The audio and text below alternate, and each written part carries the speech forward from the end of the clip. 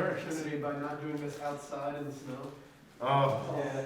Is Emma still in frame when she's that far up? Now she is. Okay. I want to easily. Is the I don't video? want to be on camera. You don't want video evidence. Oh, are you trying to be off camera? No, I'm just trying to like take a few bites of food before we start. You're in the first scene though. You're Right on the now first you're scene. off camera. Okay, hell yeah. What type of sandwich is that? Turkey avocado. Where's it from? Where'd you get that from? Hot dog. From what? From Popeye? Hot dog. Oh. Where is that? Is that on Like, Tate's right across the street. It's above Marina. Oh, by Wallace's? Yeah, I know that place.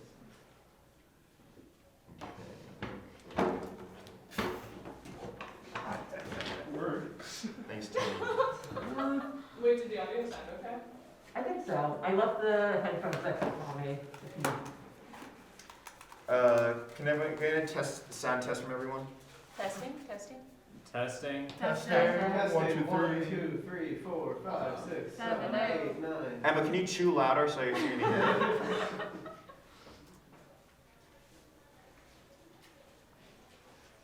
It's crispy lettuce. It's crispy. That's so nice. Alright, cool. I think we should get a table read selfie before we I start. agree. And then at Yeah. the end of the 4 or 5 Just hours, Tommy, to just Tommy, see the test, difference. test. I Tommy, think Tommy, test. Maybe. I don't know if my phone might not be good enough. Testing, Tommy, From the testing. middle, probably not. Oh, But okay. I think it's Timmy or Emma. Then that would be optimal. Okay, sorry. Okay. Testing. Okay, there we go. That works. Alright. Okay, someone take a selfie. Oh yeah, Emma. Before we all feel dead. Okay. Shit, everyone's Wait. Ben, yeah. Well, Lean in. Lean in, not lean out.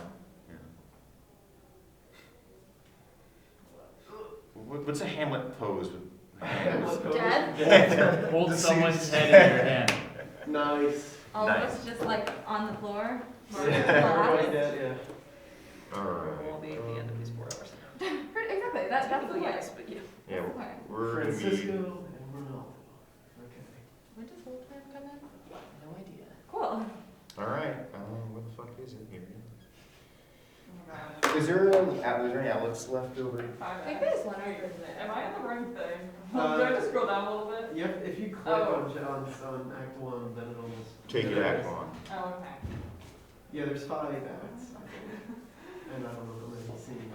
Okay. Okay. Alrighty. Bernardo and Francisco, ready? Are we Whoa, rolling? we have to roll first. Well, yeah, Oh, I already we're started rolling. rolling. Oh, we're rolling. Oh shit, we're rolling this too. Yeah, and Oh, I did a fuck. little clap and everything. Alrighty. Okay, shit. Okay, well, I'll do the first little introduction first. Hello. Welcome to NUTV Blank podcast, where NUTV fills in the blank. This episode is NUTV Blank, NUTV does Hamlet, where we will be reading the entirety of Hamlet, which is Shakespeare's longest play.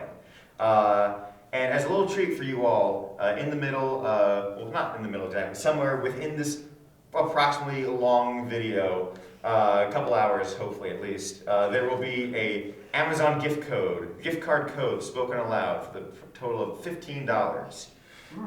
So if you want in on that action, you have until the Cheffin's Day, which is April 29th, to redeem that code, or until someone finds it first. Yeah, I'd like to thank everyone for coming out, because this is not going to be a fun video to make or watch. So thank you all for your sacrifice. This is the first little cast list. We got Isabelle as Hamlet, Cal as Horatio, David as Claudius, Timmy as both Rosencrantz and Guildenstern, Christine as Ophelia, Cal as Laertes, David as the Ghost, Tommy as Polonius, David as Gertrude, Tommy as Fortinbras, Christine as Voltimand, Isabelle as Cornelius, Emma as Marcellus and Bernardo, Ben as Reynaldo, Ben as Francisco, and Timmy as Osric. Got all that? We need to put like a credits at the end. Oh yeah, no, that's too much editing. Again, thank you guys all for coming out. I have brought refreshments. So I got Arizona iced tea and Ritz crackers. makes it all worthwhile. Yes. Cool. All right. So without further ado, this is Shakespeare's Hamlet. Who's there? No, I have to do. Oh I my God. have to do the stage. If you were not, you were not. It's dramatic pause. Okay. All right. Act 1, Scene 1. Enter Bernardo and Francisco, 2 sentinels. Who's there? Nay, answer me. Stand and unfold yourself. Long live the king! Bernardo, He? you come most carefully upon your hour. 'Tis now struck 12. Get thee to bed, Francisco. For this relief, much thanks. 'Tis bitter cold, and I am sick at heart. Have you had quiet guard? Not a mouse stirring. Well, good night. If you do meet Horatio and, Marcellus, the rivals of my wrath, bid them make haste. Enter Horatio and Marcellus. I think I hear them. That's wait. my line. I think I hear them. Stand ho. Who is there? Friends to this ground. Wait a minute. Okay. And liegeman to the Dane. Give you good night. Oh, farewell, honest soldier. Who hath relieved you? Bernardo hath my place. Give you good night. Francisco exits. Hello, Bernardo. I think it's Hala. Bernardo. Say what? Is Horatio here? A piece of him. Welcome, Horatio. Welcome, good Marcellus. What, has the thing appeared again tonight? I have seen nothing. Horatio says 'tis but fantasy, and will not let belief take hold of him, touching his dreaded sight twice seen us. Therefore I have entered him along with us to watch the minutes of this night, that if again in this apparition come, he may approve our eyes and speak to it. Tush, tush, 'twill not appear. Sit down a while and let us once again assail your ears that are fortified against our story, what we have 2 nights seen. Well, sit we down and let us hear Bernardo speak of this. Last night of all, when yon came star, the westward from the full, had made his course to Toole, the part of heaven where now it burns, Marcellus and myself, the bell then beating one. Marcellus. Oh, enter Ghost. Enter Ghost. Peace break thee off, look where it comes again, in the same figure of the king that's dead. Thou art a soldier, speak to it, Horatio. Looks he not like a king? Mark it, Horatio. Most like, it harrows me with fear and wonder. It would be spoke to. Speak to it, Horatio. What art thou that usurpest this time of night, together with that fair and warlike form in which the majesty of buried Denmark did sometimes march? By heaven I charge thee, speak. It is offended. See, it stalks away. Stay, speak, speak, I charge thee, speak. Ghost exits. 'Tis gone and will not answer. How now, Horatio, you tremble and look pale. Is not this something more than fantasy? What think you don't? Before my God, I might not this believe without the sensible and true avouch of mine own eyes. Is it not like the king? As thou art to thyself, such was the very armor he had on when he the ambitious Norway combated. So frowned he once when in an angry parley he smote the sledded Polackis on the ice. 'Tis strange. Thus twice before and jump at this dead hour with martial stalk hath he gone by our watch? In what particular thought to work I know not, but in this gross scope of mine opinion, this body's some strange eruption to our state. Good now, sit down and tell me, he that knows, why this same strict and most observant watch so nightly toils on the subject of the land, and why such a daily cast of brazen cannon and forward march for implements of war? Why such impress of shipwrecks, whose sore tasks does not divide the Sunday from the week? What might be towards that sweaty haste doth make the night joint laborer with the day? Who is that can inform me? That can I, at least the whisper goes so, our last king, whose image even but does now appear to us, was, as you know, by Fortinbras of Norway, thereto pricked on by a most emulate pride, dared to the combat in which our valiant Hamlet, for so this side of our known world esteemed him, did slay this Fortinbras, who by a sealed compact well ratified by law and heraldry, did forfeit with his life all those his lands, which he stood seized of to his conqueror, against the which a moiety competent was gagged by our king, which had returned to the inheritance of Fortinbras, had he been vanquisher, as by the same comart, and carriage of the article design is fell to Hamlet.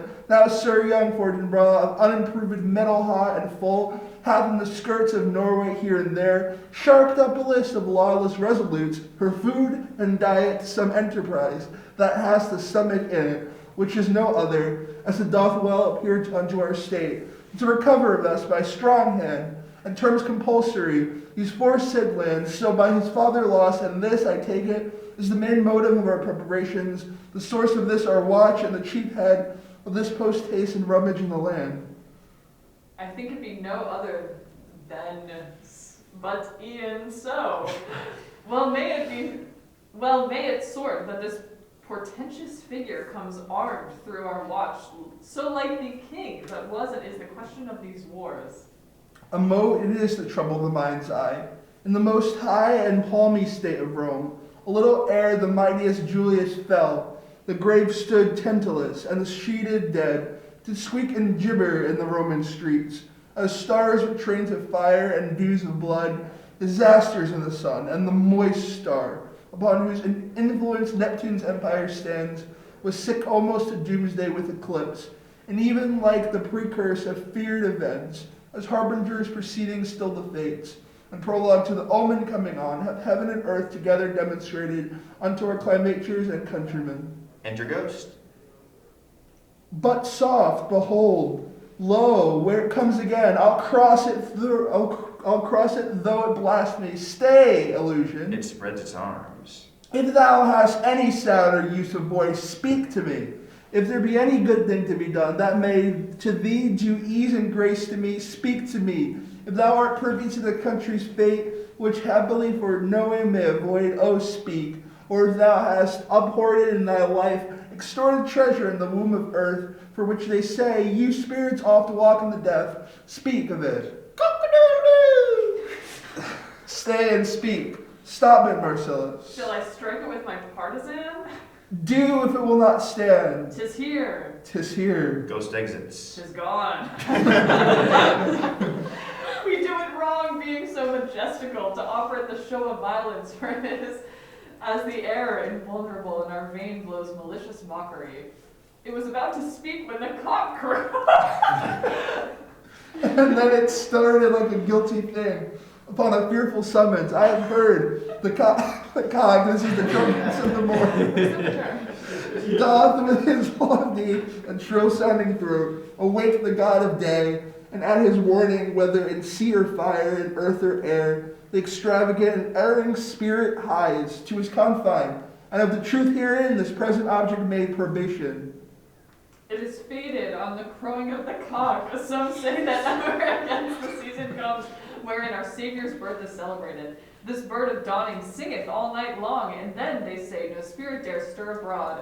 The nights are wholesome when no planets strike, no fairy tales nor witch hath power to charm, so hallowed and so gracious is that time. So have I heard, and do in part believe it. But look, the morn in russet mantle clad walks o'er the dew of yon high eastward hill. Break we our watch up, and by my advice let us impart what we have seen tonight unto young Hamlet, for upon my life this spirit dumb to us will speak to him. Do you consent we shall acquaint him with it, as needful in our loves fitting our duty? Let's do it, I pray, and this morning know where we shall find him most convenient. They exit. Act 1, Scene 2. Flourish. Enter Claudius, King of Denmark, Gertrude, the Queen, the Council as Polonius and his son Laertes, Hamlet, with others, among them Voldemand and Cornelius.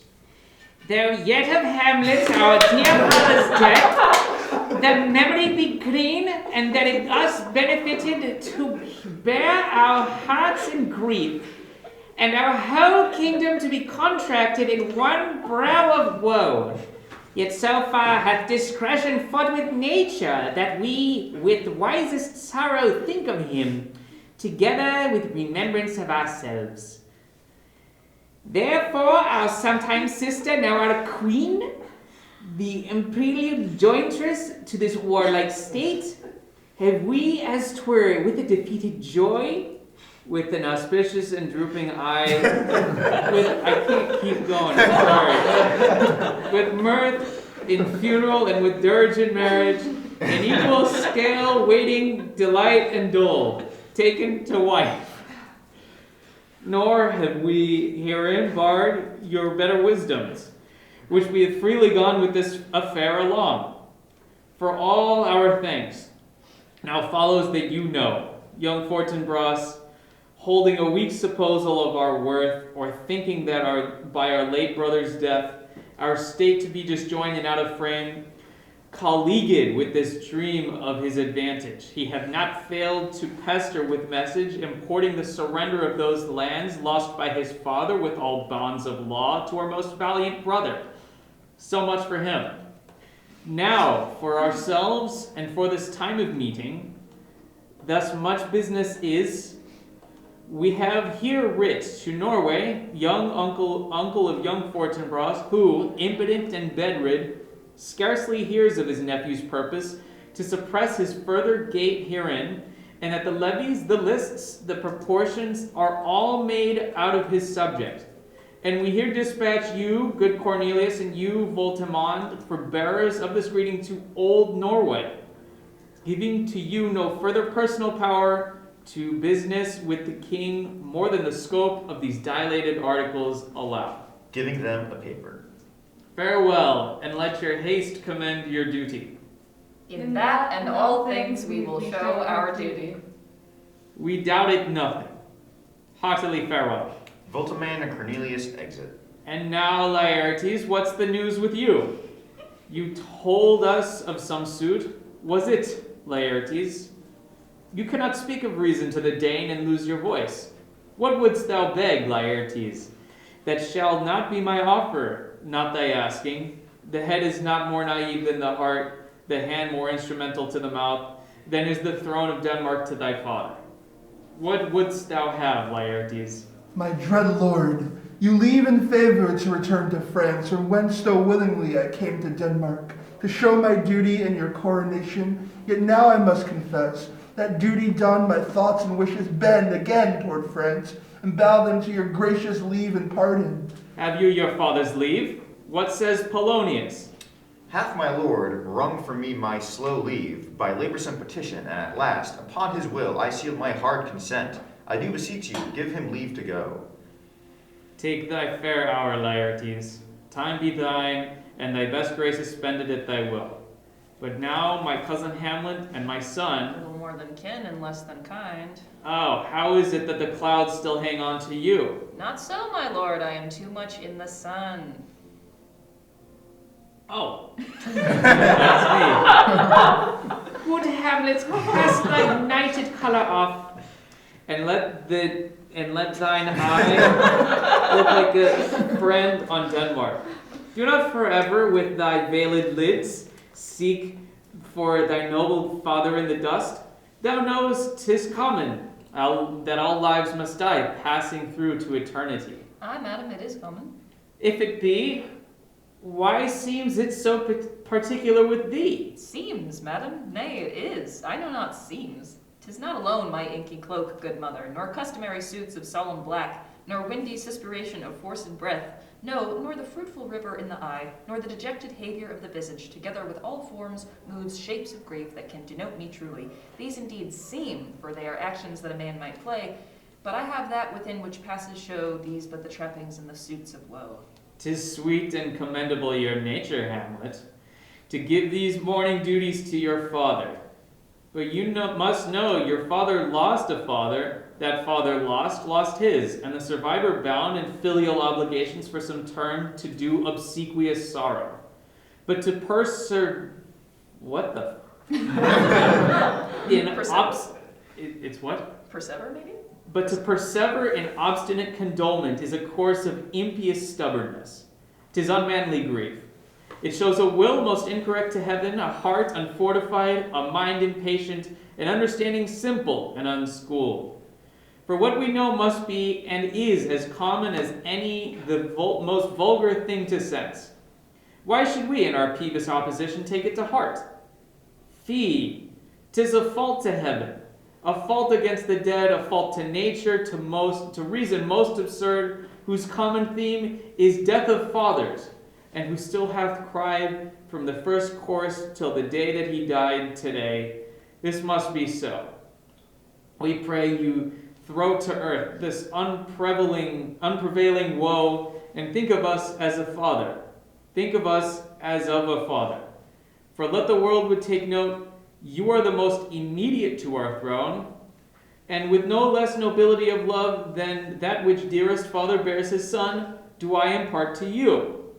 For your intent in going back to school in Wittenberg, it is most retrograde to our desire, and we beseech you, bend you to remain here in the cheer and comfort of our eye, our chiefest courtier, cousin, and our son. Let not thy mother lose her prayers, Hamlet. I pray thee, stay with us.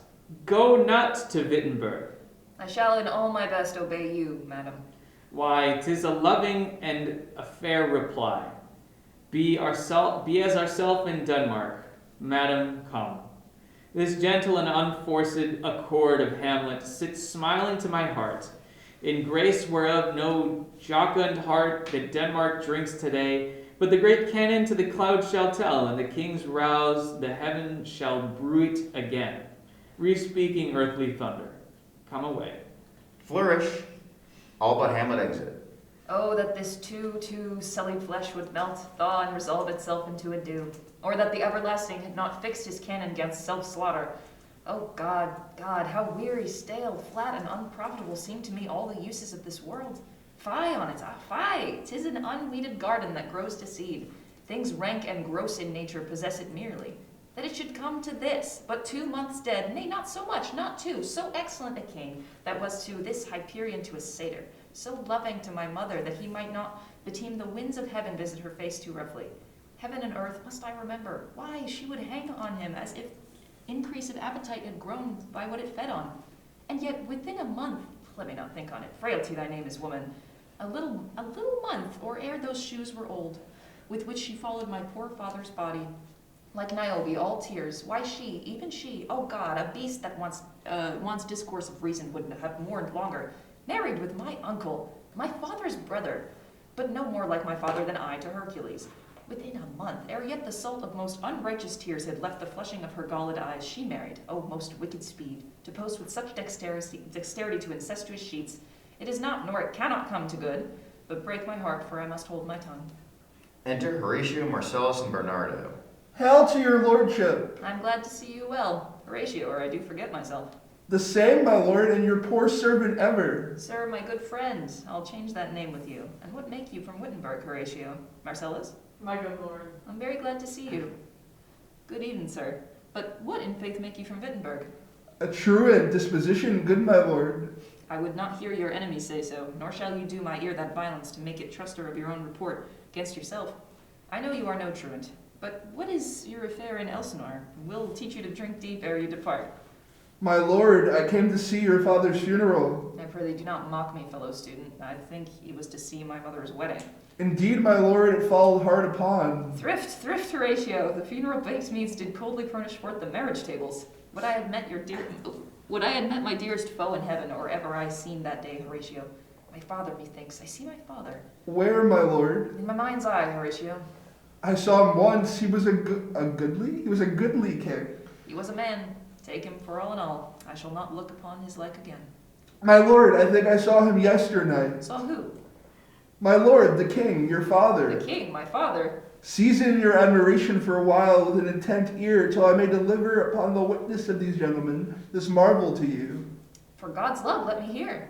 2 nights together had these gentlemen, Marcellus and Bernardo, on their watch. In the dead waste and middle of the night, been thus encountered a figure like your father, armed at point exactly, cap a pie, appears before them, and with solemn march goes slow and stately by them.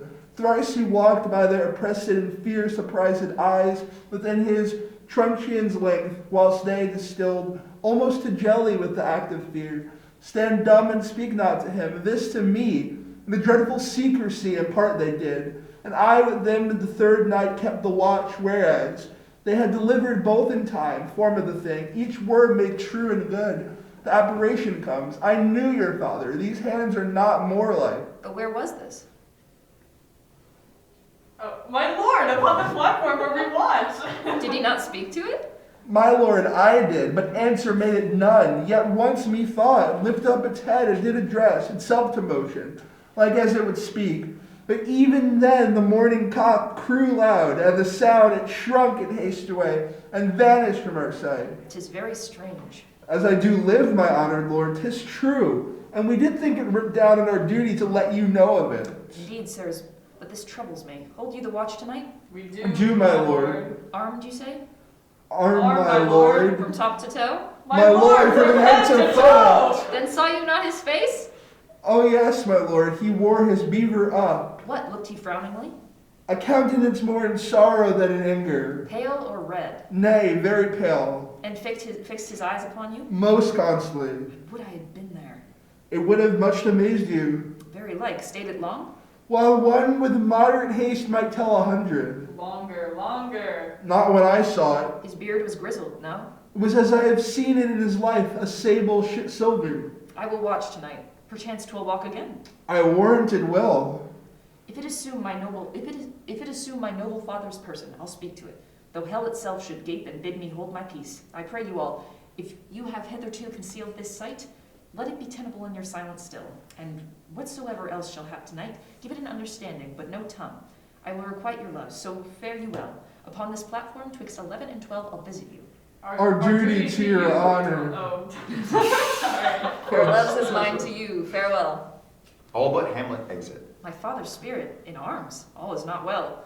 I doubt some foul play. Would the night were come, then till then, sit still, my soul. Foul deeds will rise, though all the earth o'erwhelm them to men's eyes. He exits. Act 1, Scene 3.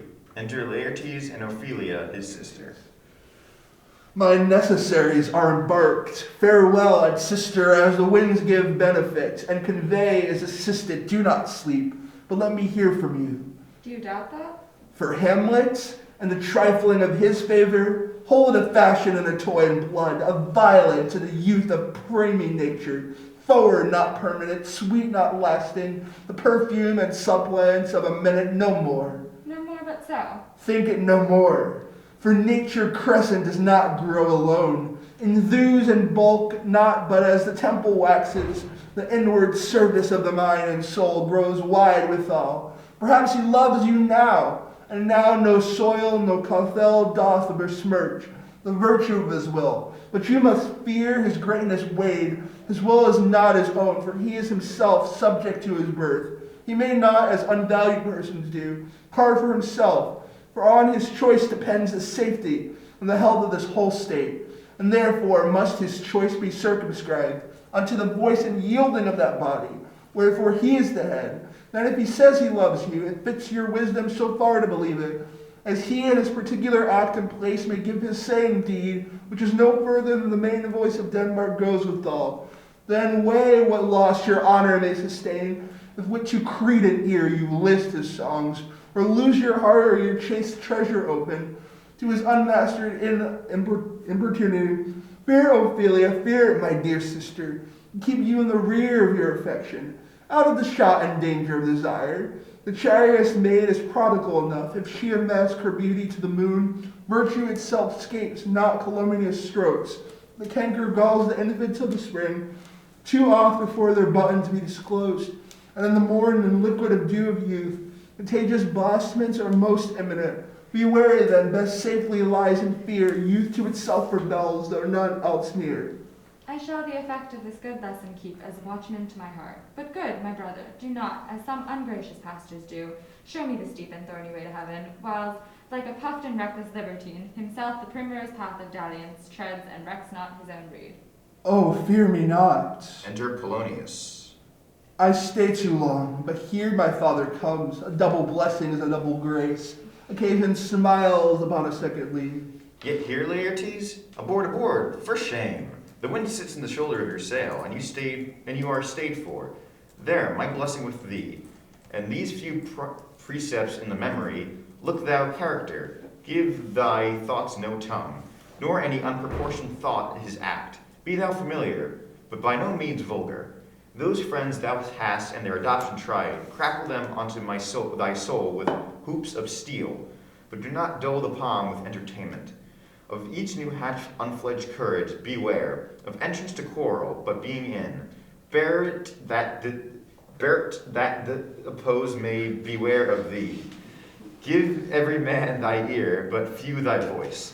Take each man's censure, but reserve thy judgment. Costly the habit as thy pursue can buy, but not express in fancy, rich, not gaudy, for the apparel oft proclaim this man. And they in France of the best rank and station are of a most select and generous chief in that neither a borrower nor a lender be, for a loan oft loses both itself and friend. And borrowing dulls the edge of husbandry. This above all, to thine own self be true. It must follow as the night day. Thou canst not they then be false to any man. Farewell, my blessing, season this in thee. Most humbly do I take my leave, my lord. The time invests you. Go, your servant tends. Farewell, Ophelia, and remember well what I have said to you. 'Tis in my memory locked, and you yourself shall keep the key of it. Farewell. Laertes exits. What is it, Ophelia? He hath said to you. So please you, something touching the Lord Hamlet.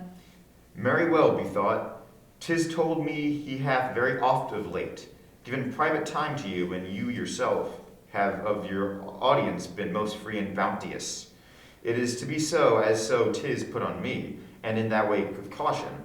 I must tell you, you do not understand yourself so clearly, as behooves my daughter and your honor. What is it between you? Give me the truth. He hath, my lord, of late made many tenders of his affection to me. Affection! You speak like a green girl, unsifted in the perilous circumstance. Do you believe his tenders, as you call them? I do not know, my lord, what I should think. Mary, I will teach you. Think yourself a baby. You have ta'en these tenders for true pay, which are not sterling. Tender yourself more dearly, or, not to crack the wind of the poor phrase, running it thus, you'll tender me a fool. My lord, he hath importuned me with love in honorable fashion. Fashion, I may call it. Go to. And hath given countenance to his speech, my lord, with almost all the holy vows of heaven. Springs to catch woodcocks, I do know. When the blood burns, how prodigal the soul. Lends the tongue vow, these blazes, daughter, giving me more light than heat, extinct in both. Even the promise as a making, you may not take for fire. From this time, be something scanter of your maiden presence, than a common to parley. For Lord Hamlet, believing so much in him that he is young, and with a larger tether may he walk, than may be given you. And few, Ophelia, do not believe his vows, for they are brokers. Not that die which their investments show, but merely implorators or of unholy suits, breathing like sanctified and pious bawds. The better to beguile. This is for all. I would not in plain terms from this time forth have you so slander any moment leisure, as to give words talk with the Lord Hamlet. Look, to it I charge you, come your ways. I shall obey, my lord. They exit. Act 1, Scene 4. Enter Hamlet, Horatio, and Marcellus. The air bites shrewdly. It is very cold. It is a nipping and an eager air. What hour now? I think it lacks of 12. No, it is struck. Indeed, I heard it not. It then draws near the season wherein the spirit held his wont to walk.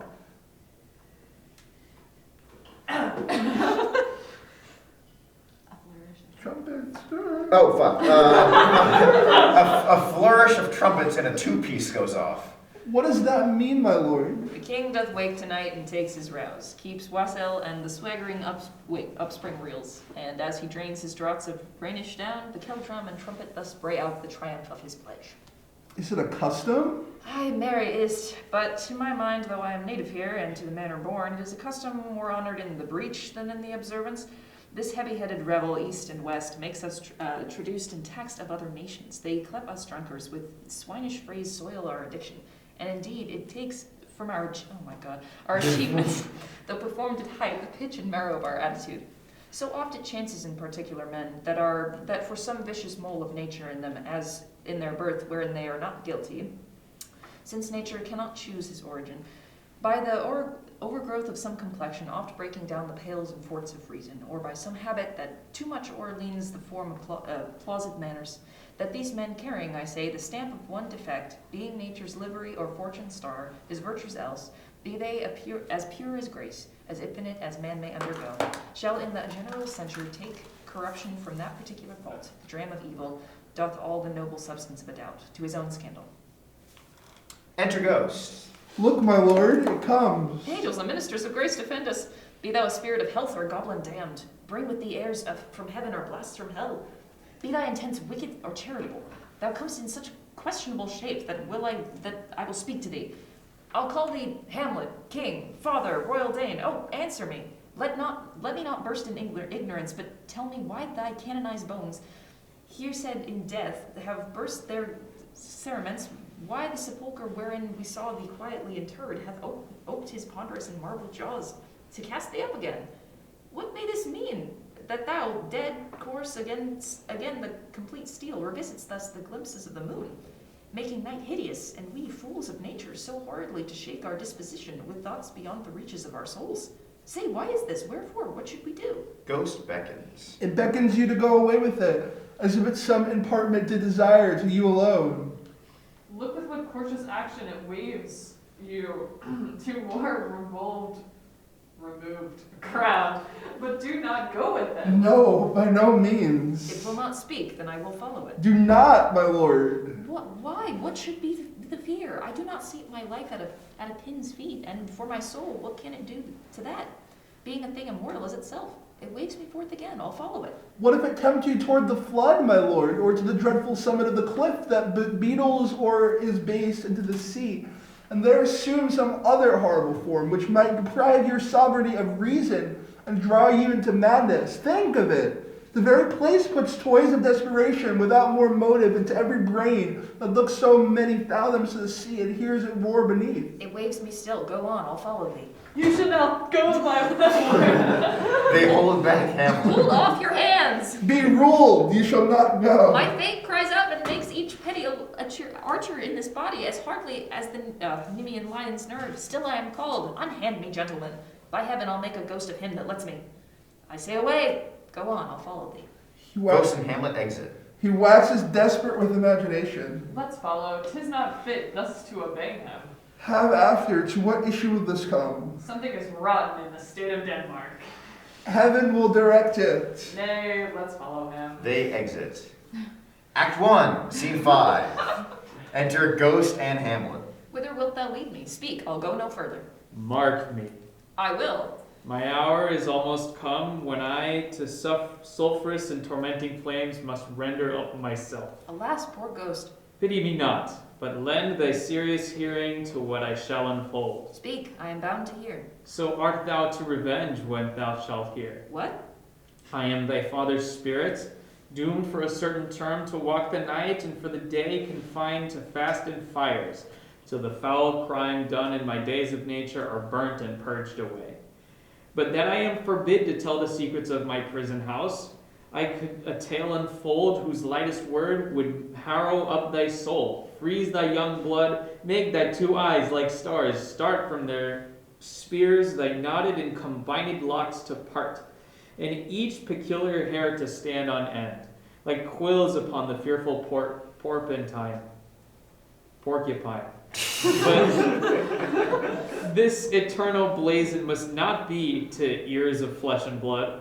List, list, oh list, if thou didst ever thy dear father love, Oh God. revenge his foul and most unnatural murder. Murder? Murder most foul, as in the best it is, but this foul, strange, and unnatural. Haste me to know it, that I with wings as swift as meditation or the thoughts of love may sweep to my revenge. I find thee apt, and duller shouldst thou be than the fat weed that rolls itself in ease on Leith wharf.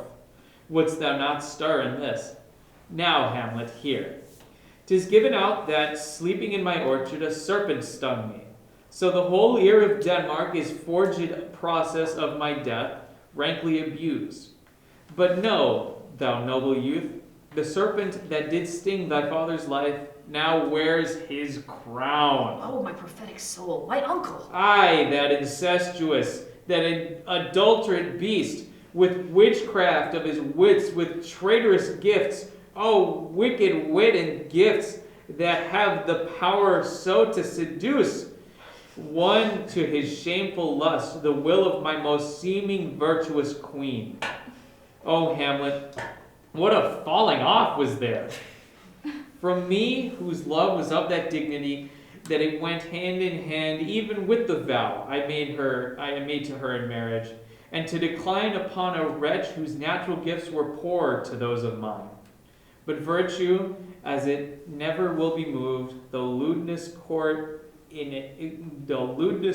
in a shape of heaven, so lust through to a radiant angel linked, will sate itself in a celestial bed and prey on garbage. But soft, methinks, I scent the morning air. Brief let me be, sleeping in my orchard, my custom always of the afternoon. Upon my secure owl, thy uncle stole with juice of cursed Hibona in a vial, and within the porches of my ears did pour the leprous distilment, whose effect holds such an enmity with blood of man, that swift as quicksilver it courses through the natural gates and alleys of the body, and with a sudden vigor it doth posset and curd like eager droppings into milk, the thin and a wholesome blood. So I'm sorry.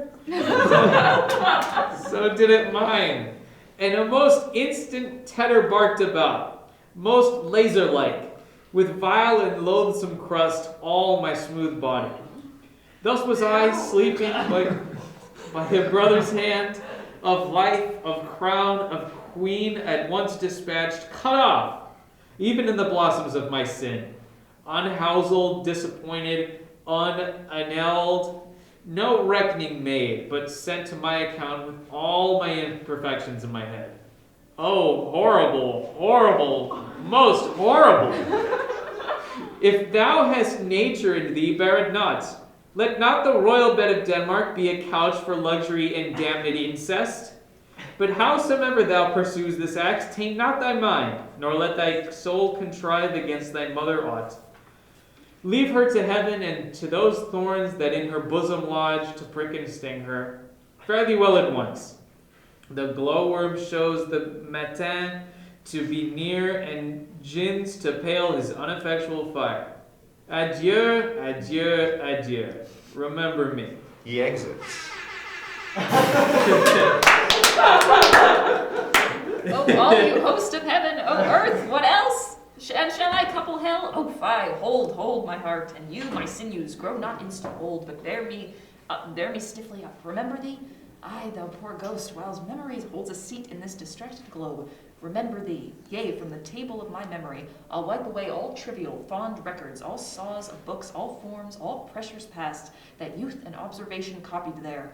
And thy commendment, all alone shall live within the book and volume of my brain, unmixed with baser matter. Yes, by heaven, O most pernicious woman, O villain, smiling, damned villain, my tables, meet it is I set it down, that one may smile and be a villain. At least I am sure it may be so in Denmark. He writes. So, uncle, there you are. Now to my word. It is adieu, adieu, remember me. I have sworn it. Enter Horatio and Marcellus. My lord, my lord. Lord Hamlet. Heaven secure him. So be it. Illy ho ho, my lord. Hello, ho ho, boy. Come, bird, come. How is it, my noble lord? What? Oh, sorry. What news, my lord? Oh, wonderful. My good Good, my my lord, lord, tell it. tell it. Oh, shit. No, you will reveal it. Not I, my lord, by heaven. Nor I, my lord. How say you then? Would heart of a man once think it, but you'll be secret? I, By heaven, my lord. There is never a villain dwelling in all Denmark, but he's an errant knave. There needs no ghosts, my lord, come from the grave to tell us this. Why, right you are in the right, and so, without more circumstance at all, I hold it fit that we shake hands and part. You, as your business and desire, shall point you, for every man hath business and desire, such as it is. And for my own poor part, I will go pray. These are but wild and whirling words, my lord. I'm sorry they offend you, heartily. Yes, faith, heartily. There's no offense, my lord. Yes, by St. Patrick, there is, Horatio, and much offense too, touching this vision here. It is an honest ghost, but let me tell you, for your desire to know what it is between us, or master as you may. And now, good friends, as you are friends, scholars, and soldiers, give me one poor request. What is it, my lord? We will. Never make known what you have seen tonight. My lord, we will not. Nay, but swear it. In faith, my lord, not I. Nor I, my lord, in faith. Upon my sword. We have sworn my my lord already. Indeed, upon my sword, indeed. Swear. Ha ha, boy, sayest thou so? Art thou there, Truepenny? Come on, you hear this fellow in the cellarage. Consent to swear. Propose the oath, my lord. Never to speak of this that you have seen. Swears by my sword. Swear. What? Hic et ubique? Barbecue? Then we'll shift our ground. Come hither, gentlemen, and lay your hands again upon my sword. Swear by my sword, never to speak of this that you have heard. Swear by his sword. Well said, old mole. Canst work in the earth so fast, a worthy pioneer. Once more remove, good friends. Oh, day and night, but this is a wonder strange. And therefore, as a stranger, give it welcome. There are more things in heaven and earth, Horatio, than are dreamt of in your philosophy. But come, here, as before, never, so help you mercy. How strange and odd summer I bear myself, as I perchance hereafter shall think meet to put an antic disposition on, that you, at such time seeing me, never shall with arms encumbered thus, or this head shake, or by pronouncing of some doubtful phrase, as, well, we know, or we could and if we would, or if we list to speak, or there be and if they might, or such ambiguous giving out to note that you know aught of me. This do swear, so grace and mercy at your most need help you. Swear. Rest, perturbed spirit. So, gentlemen, with all my love, I do commend me to you, and what is so poor a man as Hamlet is made to express his love and friending to you. God willing, shall not lack. Let us go together, and still your fingers on your lips, I pray. The time is out of joint. Oh, cursed spite, that ever I was born to set it right. Nay, come, let's go together. They exit. End of Act 1.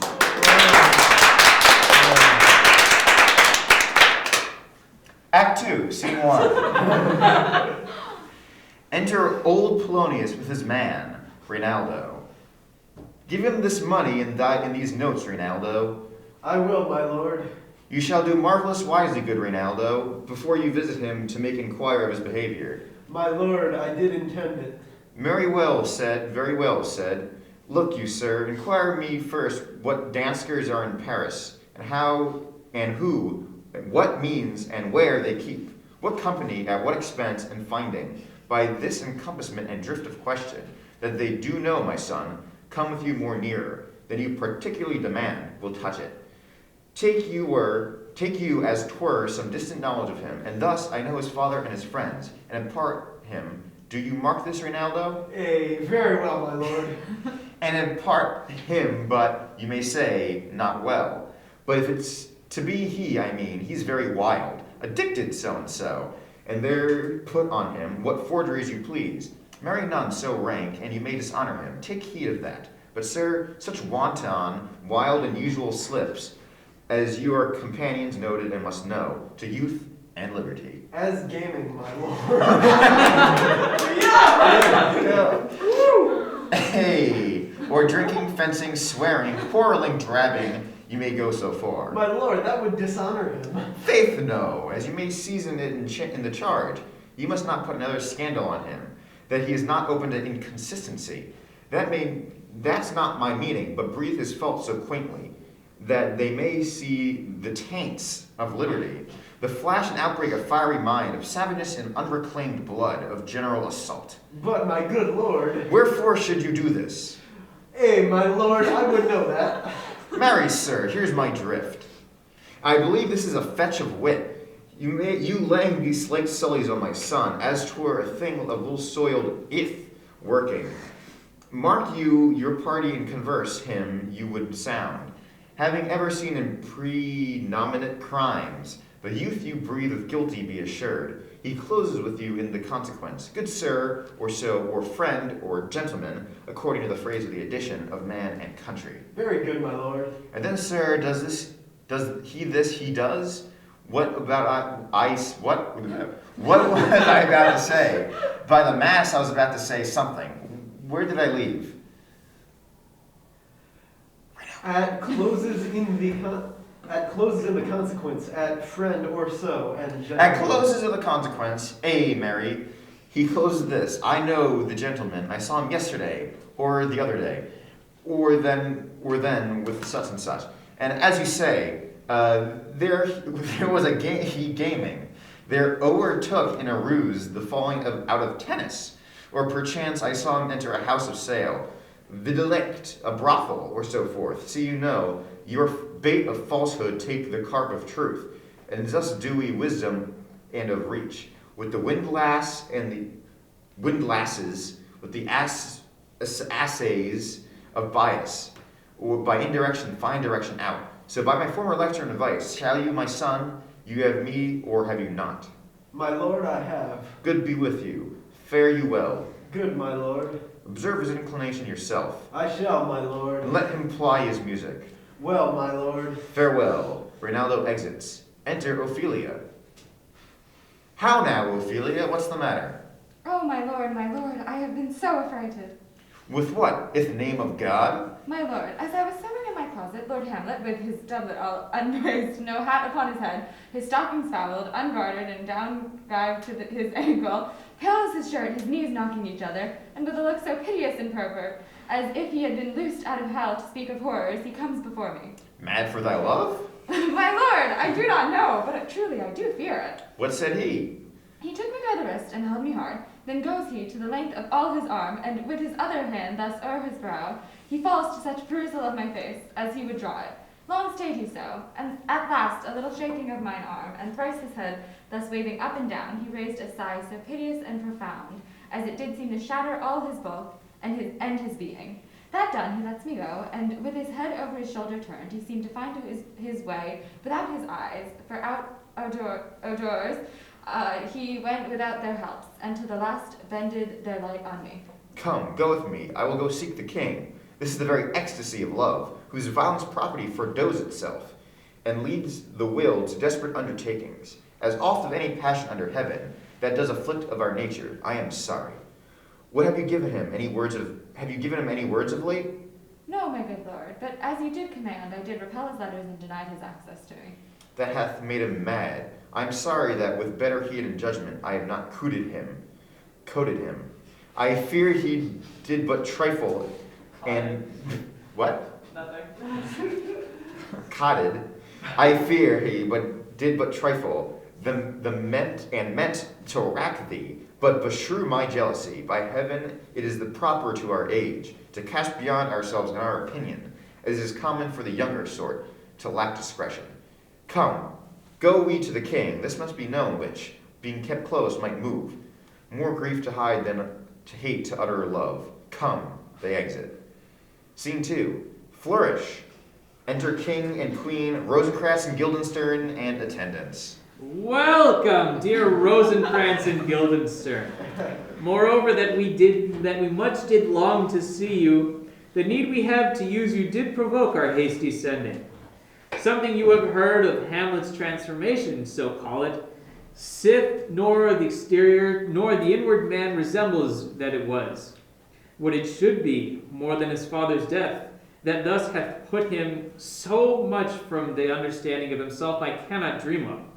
I entreat you both that, being of so young days brought up with him, and Sith so neighbors to his youth and behavior, that you vouchsafe your rest here in our court, some little time, so by your companies to draw him unto pleasures, and to gather so much as from occasion you may glean, whether aught to us unknown afflicts him thus, that opened lies with our remedy. Good gentlemen, he hath much talked of you, and I am sure I am two men there is not living to whom he more adheres. If it please you to show us so much gentry and goodwill as to expend your time with us a while for the supply and profit of our hope, your visitation shall receive such thanks as fits a king's remembrance. Oh, your majesties, might by the sovereign power you have us put your dread pleasures more into command than to entreaty. Both we obey, and here give up ourselves in the full bet to lay our service freely at your feet to be commanded. Thanks, Rosencrantz and gentle Guildenstern. Thanks, Guildenstern and gentle Rosencrantz. And I beseech you instantly to visit my too much changed son. Go, some of you, and bring these gentlemen where Hamlet is. Heavens make our presence and our practices pleasant and helpful to men. Aye, amen. Rosencrantz and Guildenstern. Oh, Rosencrantz and Guildenstern exit with some attendants. Enter Polonius. The ambassadors from Norway, my good lord, are joyfully returned. Thou still hast been the father of good news. Have I, my lord? I assured my good liege, I hold my duty as I hold my soul, both to my God and my gracious king. I do think, or else this brain of mine hunts not the trail of policy so sure, as it hath used to do, that I have found the very cause of Hamlet's lunacy. Oh, speak of that. That I do long to hear. Give first attendance to the ambassadors. Did you hear a sandwich?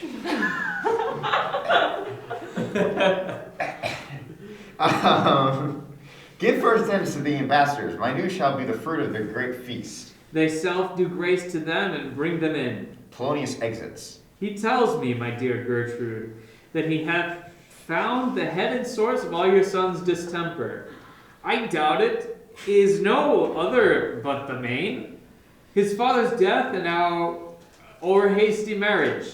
Well, we shall sift him. Enter ambassadors, Voltaman and Cornelius with Polonius. Welcome, my good friends. Say, Voltamand, what from our brother of Norway? Most fair returns of greetings and desires. Upon our first, he sent out to suppress his nephew's levies, which to him appeared to be a preparation against Pola, but better looked into, he truly found it was against your highness. Whereat, grieved that so his sickness, age, and impotence was falsely borne in hand, sends out arrests on Fortinbras, which he, in brief, obeys, receives rebuke from Norway, and in fine makes vow before his uncle, nevermore, to give the essay of arms against your majesty, whereon old Norway, overcome with joy, gives him 70,000 crowns in annual fee, and his commission to employ those soldiers, so levied as before against the Polack, with an entreaty, herein further shown, And he gives a paper. that it might please you to give quiet pass through your dominions for this enterprise on such regards of safety and allowance as therein are set down. It likes us well, and at our more considered time will read, answer, and think upon this business. Meantime, we thank you for your well-took labor. Go to your rest. At night we'll feast together. Most welcome home. Voltaman and Cornelius exit. This business is well ended. My liege and madam to expostulate. What majesty should be? What duty is? Why day is day, night is night, time is time. We're nothing but to waste night, day, and time. Therefore, since brevity is the soul of wit, and the tedious in the limbs and outward flourishes, I will be brief. Your noble son is mad. Mad, call it I. For, to define true madness, what is it but nothing else but mad? But let that go. More matter with less art. Madam, I swear, I use no art at all. That's he's mad, 'tis true. 'Tis true, 'tis pity, and pity, 'tis true. For I will use no art, but farewell it, for I will use no art. Mad let us grant them now remains, that we find it our cause of this effect, or rather that the cause of this defeat. For this effect, defective, comes by cause, and thus it remains in the remainder thus. Perpend, I have a daughter, have while she is mine, who in her duty and obedience mark, hath given me this. Now gather and surmise, he reads. To the celestial and my soul's idol, the most beautiful Ophelia, that's an ill phrase, and vile phrase, beautified is a vile phrase, but you hear it thus, he reads. In her excellent white bosom, these, etc. Came this from Hamlet to her? Good madam, stay a while, I will be faithful. He reads the letter. Doubt thou the stars are fire, doubt that the sun doth move, doubt truth to be a liar, but never doubt I love. O dear Ophelia, I am ill at these numbers. I have not art to reckon my groans, but that I love thee best. O most best, believe it, adieu. Thine evermore, most dear lady, whilst the machine is to him, Hamlet. This, in obedience, hath my daughter shown me, and more above hath his soliciting, as they fell out by time, by means and place, all given to mine ear. But how hath she received his love? What do you think of me? As a man faithful and honorable? I would fain prove so, but what might you think when I had seen this hot love on the wing? As I perceived it, I must tell you that before my daughter told me, what might you, O dear Majesty, your queen here, think, if I had played the desk of it or table book, or given my heart a winking mute and dumb, or look upon their love with idle sight? What might you think? No, I went round to work, and my young mistress thus I did bespeak. Lord Hamlet is a prince out of thy star. This must not be, and my prescript gave her that she would lock herself from his resort, admit no messengers, receive no tokens, which done he took the fruits of my advice, and he repelled, a short tale to make, fell into sadness, and then into a fast. Thence to a watch, thence into a weakness, thence to a lightness, and by his declension into madness, where he now raves, and with all we mourn for. Do you think 'tis this? It may be very like. Hath there been such a time, I would fain know that I would posit that 'tis so, when it is proven otherwise? Not that I know. Take this from this. If this is to be otherwise, if circumstance led me, I will find where truth is hid, though it were hid indeed within the center. How may we try it further? You know, sometimes he walks for 4 hours together, here in the lobby. So he does indeed. At such time, I'll lose my daughter to him. Be you and I behind an arras when mark this encounter. If you love her not, and be not for this reason fall thereon, let me be no assistant for a state, but keep a farm and carters. We will try it. Enter Hamlet, reading a book. But look where sadly the poor wretch comes reading. Away, I do beseech you both. I'll board him presently. Oh, give me leave. King and queen exit with attendants. How does my good lord Hamlet? Well, God of mercy. Do you know me, my lord? Excellent. Well, you are a fishmonger. Not I, my lord. Then I would you were so honest a man. Honest, my lord? Aye, sir, to be honest, as this world goes, is to be one man picked out of 10,000. That's very true, my lord. For if the sun breed maggots in a dead dog, being a good kissing carrion, have you a daughter? I have, my lord. Let her not walk in the sun. Conception is a blessing, but as your daughter may conceive, friend, look to it. You may say, how say you by that? Still harping on my daughter. Yet he knew me not at first. He said I was a fishmonger. He is far gone, and truly in my youth. I suffered much extremity for love, very near this. I'll speak to him again. What do you read, my lord? Words, words, words. What is the matter, my lord? Between who? I mean, the matter that you read, my lord. Slanders, sir. For the satirical rogue says here that old men have gray beards, that their faces are wrinkled, their eyes are purging, thick amber and plum tree gum, and that they have a plentiful lack of wit, together with most weak hams. All which, sir, though I most powerfully and potently believe, yet I hold it not honesty to have it thus set down. For yourself, sir, shall grow old as I am, if, like a crab, you could go backwards. Though this be madness, yet there is method in it. Well, you walk out on the air, my lord. Into my grave? Indeed, that's out of the air. How pregnant sometimes his replies are. Happiness that often madness hits on, which reason and sanity could not prosperously be delivered of. I will leave him, and suddenly contrive the means of meeting between him and my daughter. My lord, I will take my leave of you. You cannot, sir, take from me anything that I will more willingly part with all, except my life, except my life, except my life. Fare you well, my lord. These tedious old fools. Enter Rosencrantz and Guildenstern. You go seek the Lord Hamlet. There he is. God save you, sir. Polonius exits. My honored lord, my most dear lord. My excellent good friends, how dost thou, Guildensterns? Ah, Rosencrantz, good lads, how do you both? As the indifferent children of the earth, happy in that we are not over happy, on fortune's cap, we are not the very button. Nor the souls of Rashu? Neither, my lord. Then you live about her waist, or in the middle of her favors. Faith, her privates we. In the secret parts of fortune? Oh, most true. She is a strumpet. What news? None, my lord, but that the world's grown honest. Then is doomsday near. But your news is not true. Let me question more in particular. What have you, my good friends, deserved at the hands of fortune that she sends you to prison hither? Prison, my lord? Denmark's a prison. That is the world one? A goodly one, in which there are many confines, wards, and dungeons, Denmark being one of the worst.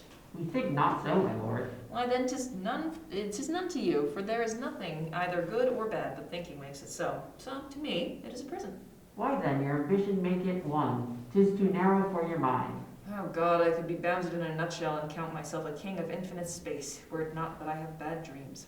Which dreams indeed are ambition, for the very substance of the ambitious is merely the shadow of a dream. A dream itself is but a shadow. Truly, and I hold ambition of so airy and light a quality that it is but a shadow's shadow. Then are our beggars' bodies, and our monarchs and outstretched heroes the beggars' shadows. Shall we to the court, for by my fay I cannot reason. Will wait upon you. No such matter. I will not sort you with the rest of my servants, for to speak to you like an honest man, I am most dreadfully attended. But in the beaten way of friendship, what make you at Elsinore? To visit you, my lord, no other occasion. Beggar that I am even poor in thanks, but I thank you. And sure, my dear friends, for my thanks are too dear a halfpenny. Were you not sent for? Is it your own inclining? Is it a free visitation? Come, deal justly with me. Come, nay speak. What should we say, my lord? Anything but to the purpose. You were sent for, and there is a kind of confession in your looks which your modesties have not craft enough to color. I know the good king and queen have sent for you. To what end, my lord? That you must teach me. But let me conjure you by the rights of our fellowship, by the consonancy of our youth, by the obligation of our ever persevered love, and by what more dear a better proposer can charge you withal. Be even and direct with me, whether you were sent for or no. What say you? Nay then, I have an eye of you. If you love me, hold not off.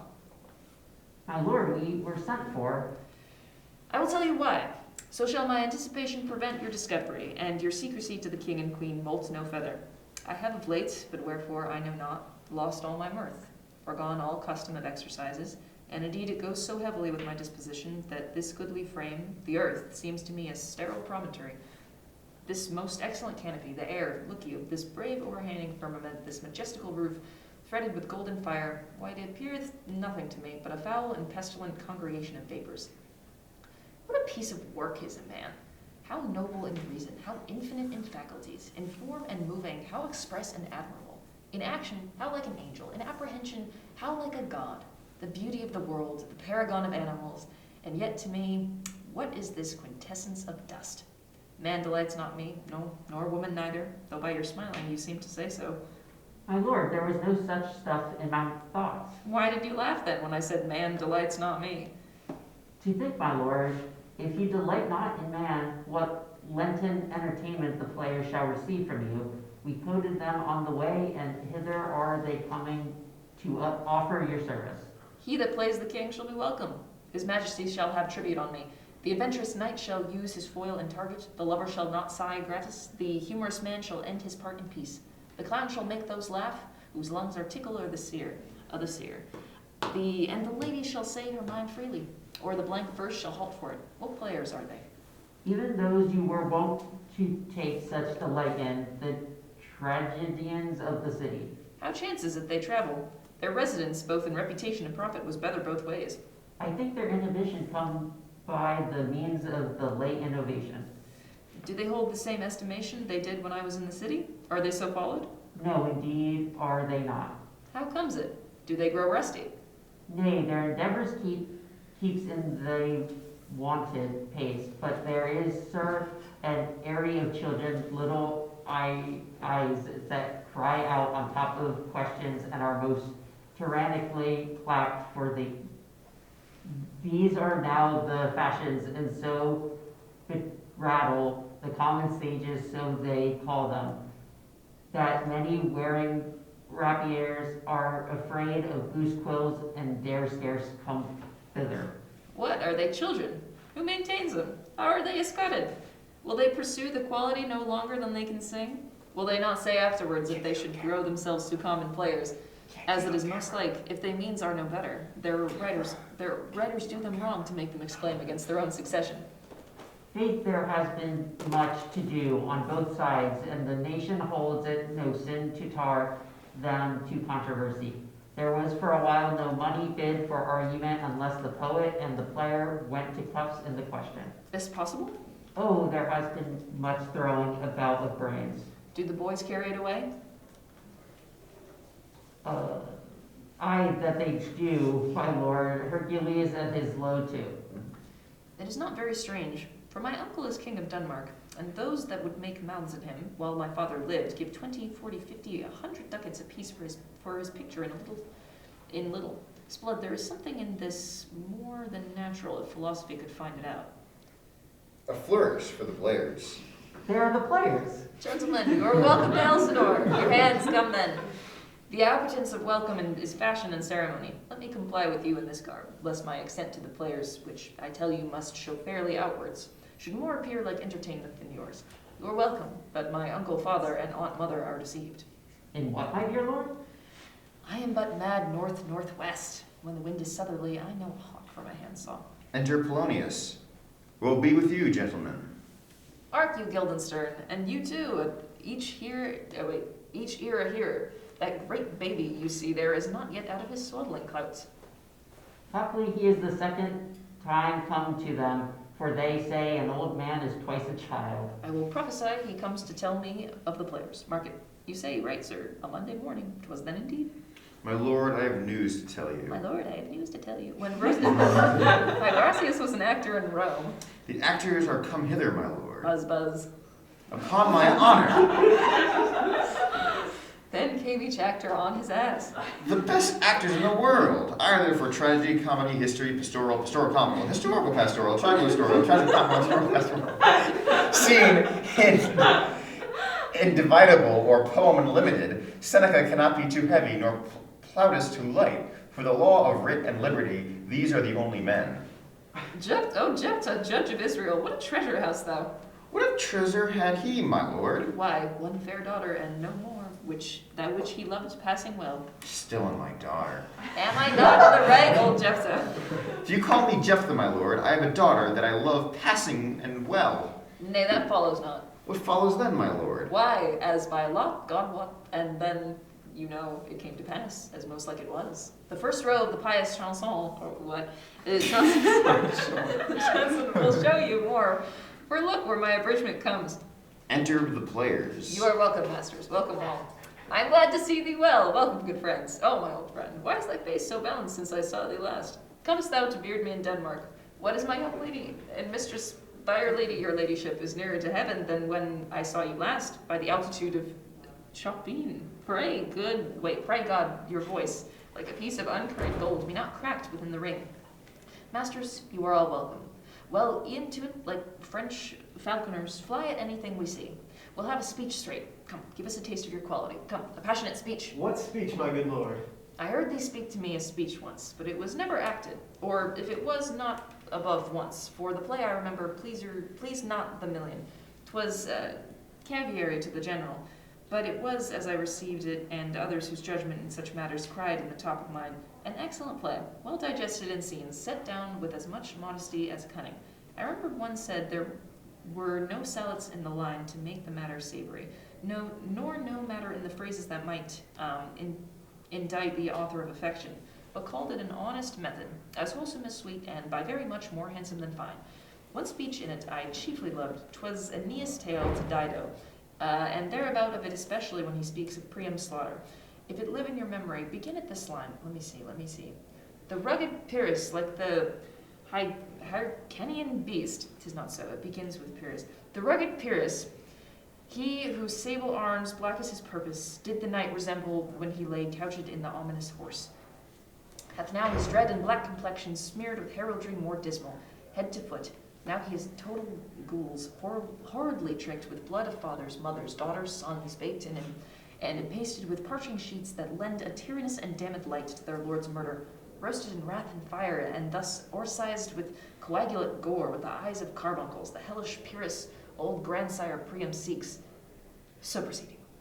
For God, my lord, well spoken, with good accent and good discretion.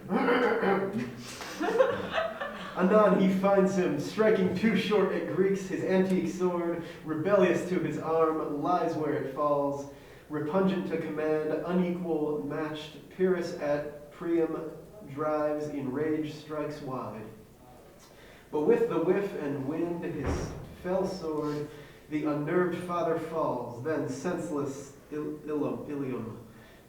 Seeming to feel this blow with flaming top, stoops to his base, and with a hideous crash takes prisoner Pyrrhus' ear, for lo his sword, which was declining on the milky head of Reverend Priam, seemed the air to stick. So, as a painted tyrant, Pyrrhus stood, and like a natural to his will and matter did nothing. But as we often see against some storm, a silence in the heavens, the rack stands still, the bold wind speechless, and the orb below as hush as death. Anon the dreadful thunder doth rend the region so after Pyrrhus' pause. Aroused vengeance sets him new a work, and never did the Cyclops' hammers fall on Mars' armor, forged for proof and entren. With less remorse than Pyrrhus' bleeding sword now falls on Priam. Out, out, thou strumpet fortune! All you gods in general synod, take away her power, break all the spokes and fellies from her wheel, and bow the round nave down to the hill of heaven, as low as to the fiends. This is too long. It shouts to the barbers with your beard. Prithee, say on. He's for a jig or a tale of bawdry, or he sleeps. Say on, come to Hecuba. But who, ah woe, has seen the mobile queen? Bolgla queen? That's good. The mobile queen is good. Run barefoot up and down, threatening the flames with bison room. Bison room, a clout upon that head, where late the diadem stood, and for a robe about her lank, and o'erturned lions, a blanket in the alarm of fear caught up. Who this had seen, with tongue in venom steeped against fortune's state, would treason have pronounced. But if the gods themselves did see her then, when she saw Pyrrhus make a malicious sport in mincing with his sword her husband's limbs, the instant burst of clamor that she made, unless things mortal move them not at all, would have made milk in the burning eyes of heaven and passion in the gods. Look where he has not turned his color and his tears in his eyes. Prithee be no more. 'Tis well. I'll have thee speak out of the rest of this soon. Good my lord, will you see the players well bestowed? Do you hear? Let them be well used, for they are the abstract and brief chronicles of the time. After your death, you were better have a bad epitaph than their ill report while you live.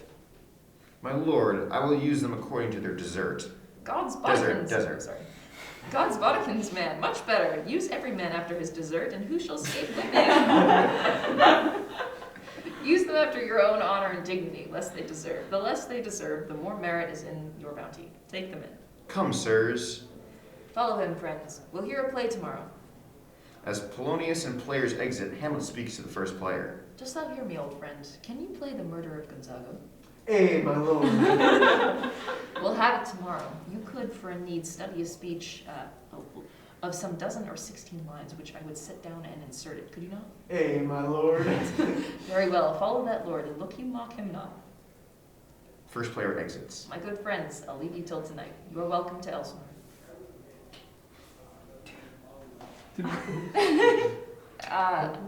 Say good, my lord. Oh, Good, my lord. Aye, so, goodbye to you. Rosencrantz and Guildenstern exit. Now I am alone. Oh, what a rogue and peasant slave am I.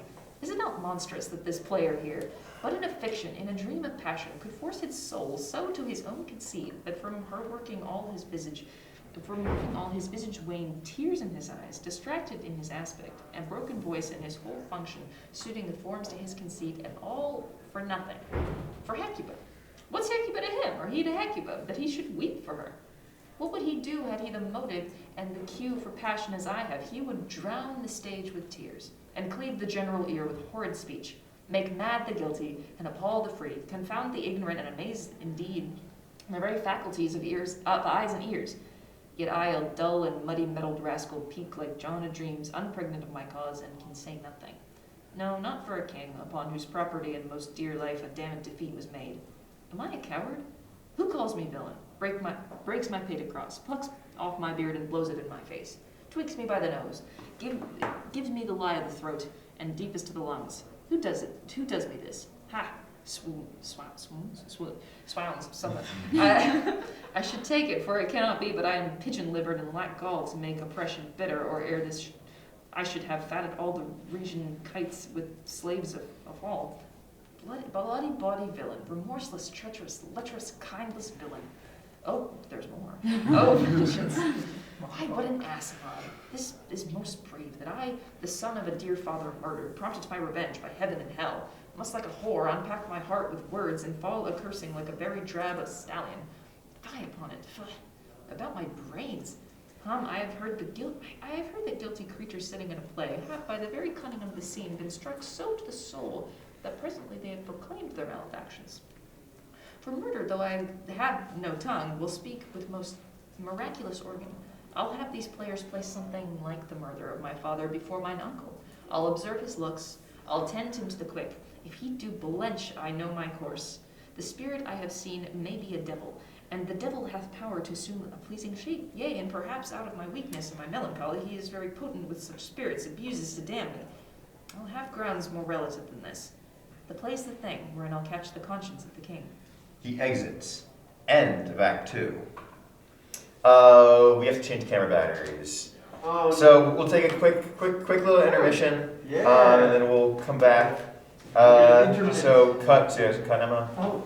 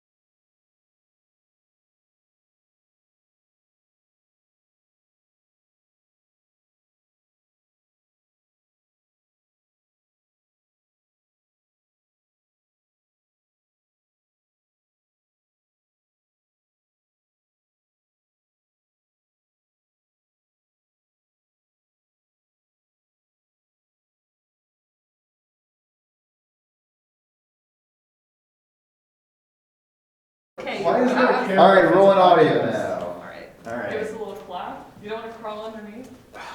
Egads. No, just up and over. Egads, man. Oh my god. Okay, maybe I shouldn't encourage this. I'm like, left your laptop. This needs to go in the final. We're not editing this out. I'm going editing it. You're not editing that out. We're using the term editing in the least possible.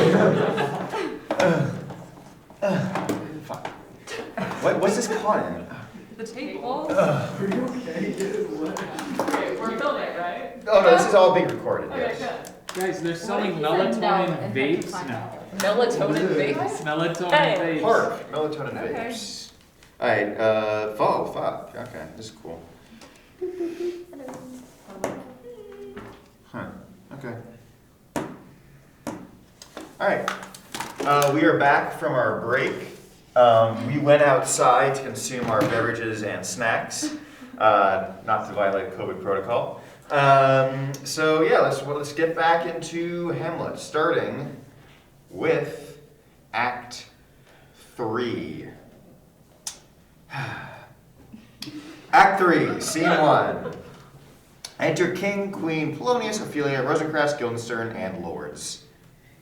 And can ye, by now grieved of conference, get from him why he puts into question this confusion, griding so harshly all his days of quiet with turbulent and dangerous lunacy? He does confess he feels himself distracted, but from what cause he will by no means speak. Nor do we find him forward to be sounded, but with a crafty madness keeps aloof, which he would bring him on to some confession of his true state. Did he receive you well?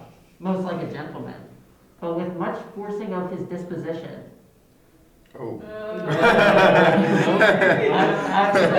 Most free in his reply.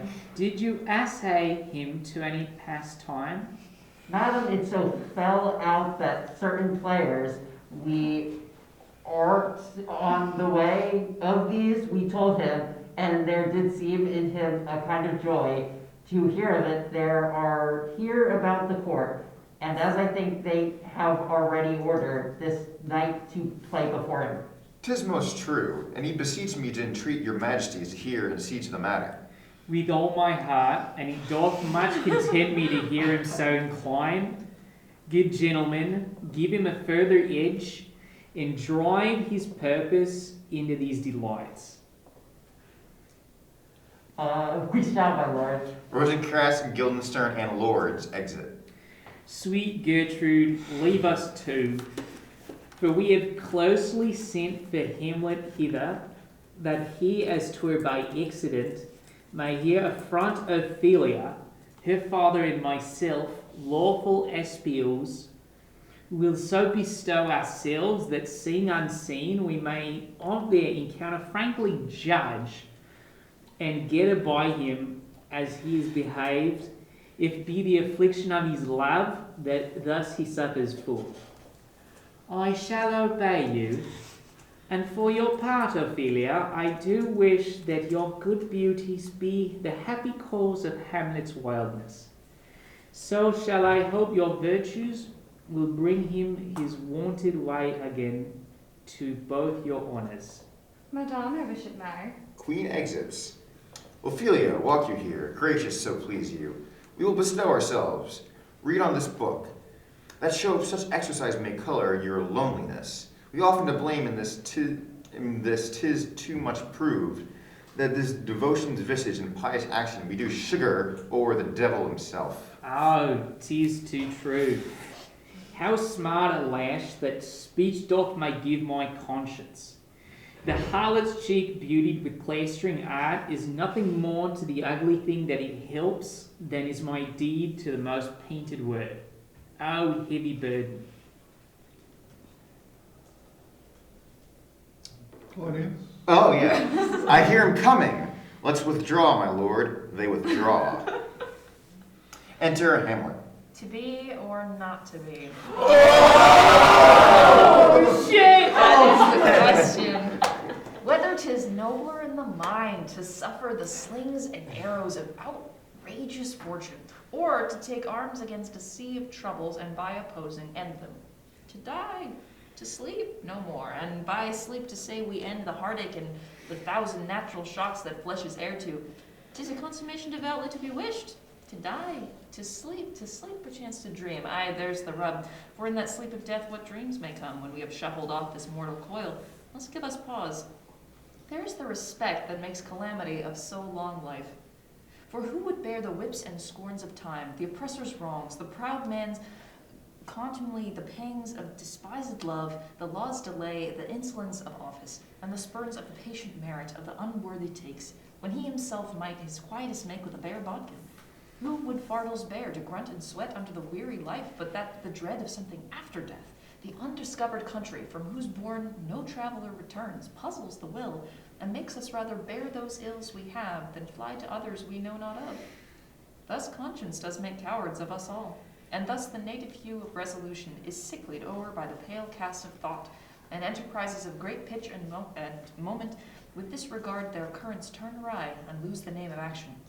Soft, you now, the fair Ophelia, nymph in thy orisons, be all my sins remembered. Good, my lord. How does your honor for this many a day? Humbly I thank you well. My lord, I have remembrances of yours that I have longed to redeliver. I pray you now receive them. No, not I never gave you aught. My honored lord, you know right well you did, and with them words of so sweet breath composed, as made the things more rich, their perfume lost. Take these again, for to the noble mind, rich gifts wax poor, when givers prove unkind. There, my lord. Are you honest? My lord? Are you fair? What means your lordship? That if you be honest and fair, your honesty should admit no discourse to your beauty. Could beauty, my lord, have better commerce than with honesty? Aye, truly, for the power of beauty will sooner transform honesty from what it is to a bawd than a force of honesty can translate beauty into his likeness. This was some time of paradox, but now the time gives it proof. I did love you once. Indeed, my lord, you made me believe so. You should not have believed me, for virtue cannot so inoculate our old stock, but we shall relish it. I loved you not. I was the more deceived. Get thee to a nunnery. Why wouldst thou be a breeder of sinners? I am myself indifferent, honest, but yet I could accuse me of such things that it were better my mother had not borne me. I am very proud, revengeful, ambitious, and with more offences at my beck than I have thoughts to put them in, imagination to give them shape or time to act them in. What should such fellows as I do crawling between earth and heaven? We are errant knaves all, believe none of us. Go thy ways to a nunnery. Where's your father? At home, my lord. Let the doors be shut upon him, that he may play the fool nowhere but in his own house. Farewell. Oh, help him, you sweet heavens. If thou dost marry, I'll give thee this plague for thy dowry. Be thou as chaste as ice, as pure as snow. Thou shalt not escalate calumny. What? Calumny? Get thee to a nunnery. Farewell. Or if thou wilt needs marry a fool. For wise men know well enough what monsters you make of them. To a nunnery, go, and quickly too. Farewell. Heavenly powers restore him. I have heard your paintings too, for well enough. God hath given you one face, and you make yourself another. You jig and amble, and you lisp, you nickname God's creatures, and make your wantonness your ignorance. Go to, I'll know more in it. It had made me mad. I say we will have no more marriage.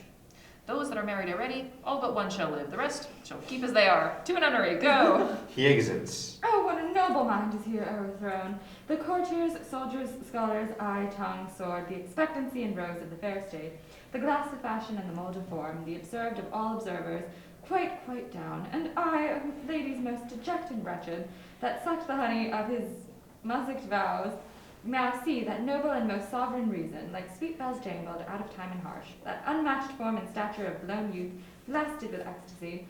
Oh, woe is me, to have seen what I have seen and see what I see. Love, his affections do not their way tend, nor what he spake though it late from a little was not like madness. There's something in his soul, which his melancholy sits on brood, and I do doubt that the hedge and the disclose will be some danger.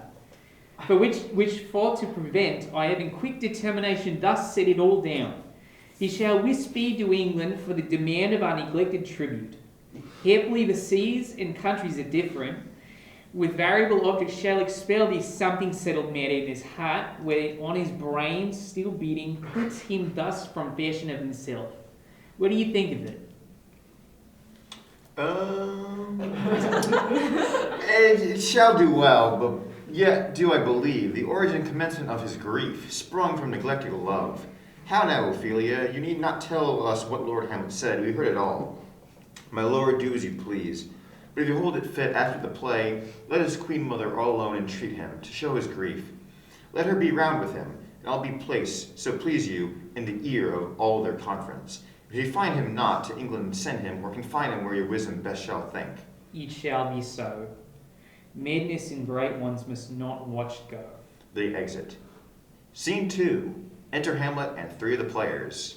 Speak the speech, I pray you, as I pronounced it to you, trippingly on the tongue. But if you mouth it, as many players do, I had as lief the town crier spoke my lines. Nor do not saw the air too much with your hand thus, but use it all gently.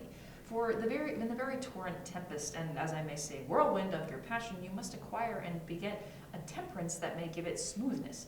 Oh, it offends me to the soul to hear a robustious, periwig-pated fellow tear a passion to tatters, to very rags to split the ears of groundlings, who, for the most part, are capable of nothing but inexplicable dumb shows and noise. I would have such fellows whipped for overdoing, termaganant, whatever. It out-Herods Herod. Pray you avoid it. Player. Yeah, hold on.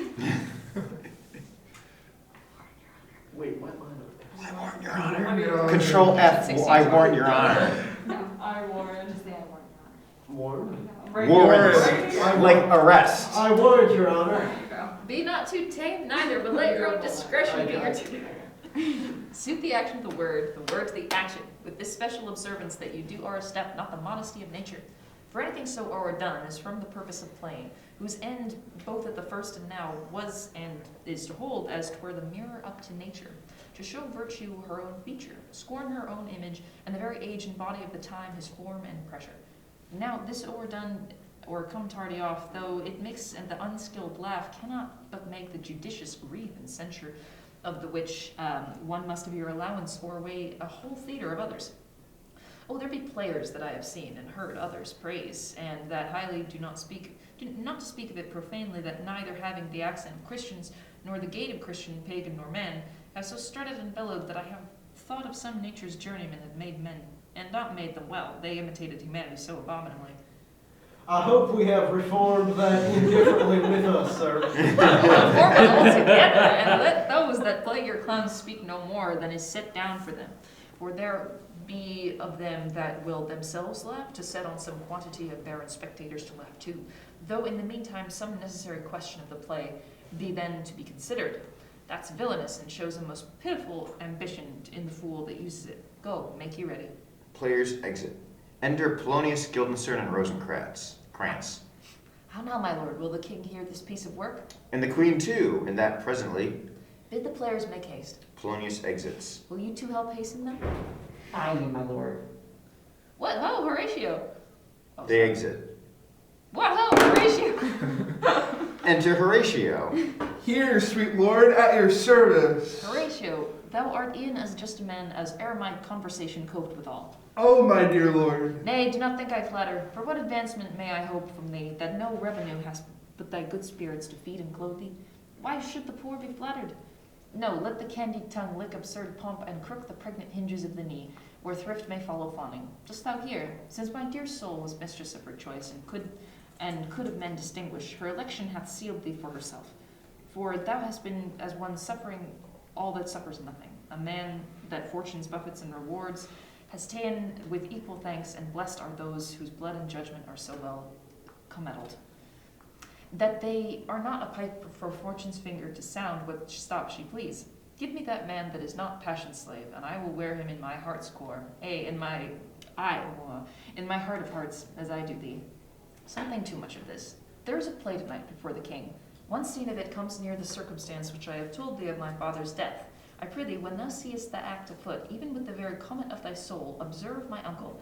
If His occult guilt do not itself unkennel in one speech. It is a damned ghost that we have seen, and my imaginations are as foul as a Vulcan's stability. Give him heedful note, for I mine eyes will rivet to his face. After, we will both our judgments join in censure of his seeming. Well, my lord, if you steal on the whilst this play is playing and escape detecting, I will pay the theft. Sound a flourish. They are coming to the play. I must be idle. Get you to a place. Enter trumpets and kettle drums. Enter King, Queen, Polonius, Ophelia, Rosencrantz, Guildenstern, and other lord attendants with the king, guards carrying torches. How fares our cousin Hamlet? The excellent effect of the chameleon's dish. I eat the promise crammed. You cannot feed capon, so. I have nothing with this answer, Hamlet. These words are not mine. No, nor mine now. My lord, you played once at the university, you say. That did I, my lord, and was accounted as a good actor. What did you enact? I did enact Julius Caesar. Down, crossover. I was killed with capital. Brutus killed me. It was a brute part of him to kill so capital a calf there. Be the players ready. Aye, my lord, they stay upon your patience. Come hither, my dear Hamlet. Sit by me. No, good mother. Here's metal more attractive. Hamlet takes a place near Ophelia. Oh ho! Do you mark that? Lady, shall I lie in your lap? No, my lord. I mean, my head upon your lap. Aye, my lord. Do you think I meant country matters? I think nothing, my lord. That's a fair thought to lie between maids' legs. What is, my lord? Nothing. You are merry, my lord. Who, I? Aye, my lord. Oh God, you're only jigmaker. What should a man do but be merry? For look you how cheerfully my mother looks, and my father's died within 2 hours. Nay, 'tis twice 2 months, my lord. So long! Nay then, let the devil wear black, for I'll have a suit of sables. Oh heaven, died 2 months ago and not forgotten yet? Then there's hope. Then there's hope a great man's memory may outlive his life half a year. But by Our Lady, he must build churches then. Or else he shall suffer, not thinking on, with the hobby horse whose epitaph is, for hobby horse is forgot. The trumpets sound. Dumb show follows. Okay, do we need to act this part out now? I'll just read it. Enter King and Queen very lovingly. The Queen embraces him and he her. She kneels and makes show and protestations upon him. He takes her up and declines his head upon her neck. He lies him down upon a bank of flowers. She sees him asleep and leaves him. Anon, comes another man, takes off his crown, kisses it, pours poison in the sleeper's ear, that's a King Lear reference, and leaves him. The queen returns to find the king dead, making passionate action.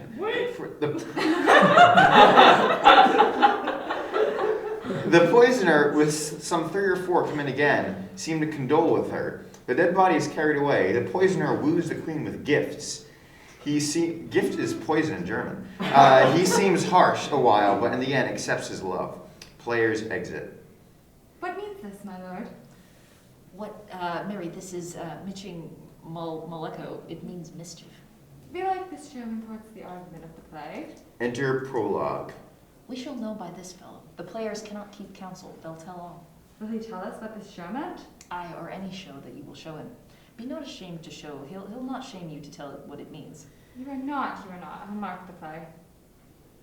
For us and for our tragedy, here stooping to your clemency, we beg you hearing patiently. He exits. Is this a prologue or a posy of a ring? 'Tis brief, my lord. As a woman's love. Enter the player, king and queen. Full 30 times hath Phoebus' heart gone round, Neptune's salt wash and Phallus orbit ground, and 30 dozen moons with borrowed sheen about the world have times 12 30s been. Since love our hearts and hymen did our hands, unite communal in most sacred bands. Calvary player queen. Why not? So many years because I can count or ere love be done, but woe is me, you're so sick and late, so far from cheer and from your former state, that I distrust you, yet though I distrust, discomfort you, my lord, is nothing must, for women fear too much, even as they love, and women's fear and love hold quantity, and neither odds or extremity. Now what my love is, proof hath made you know. And as my love is size, my fear is so,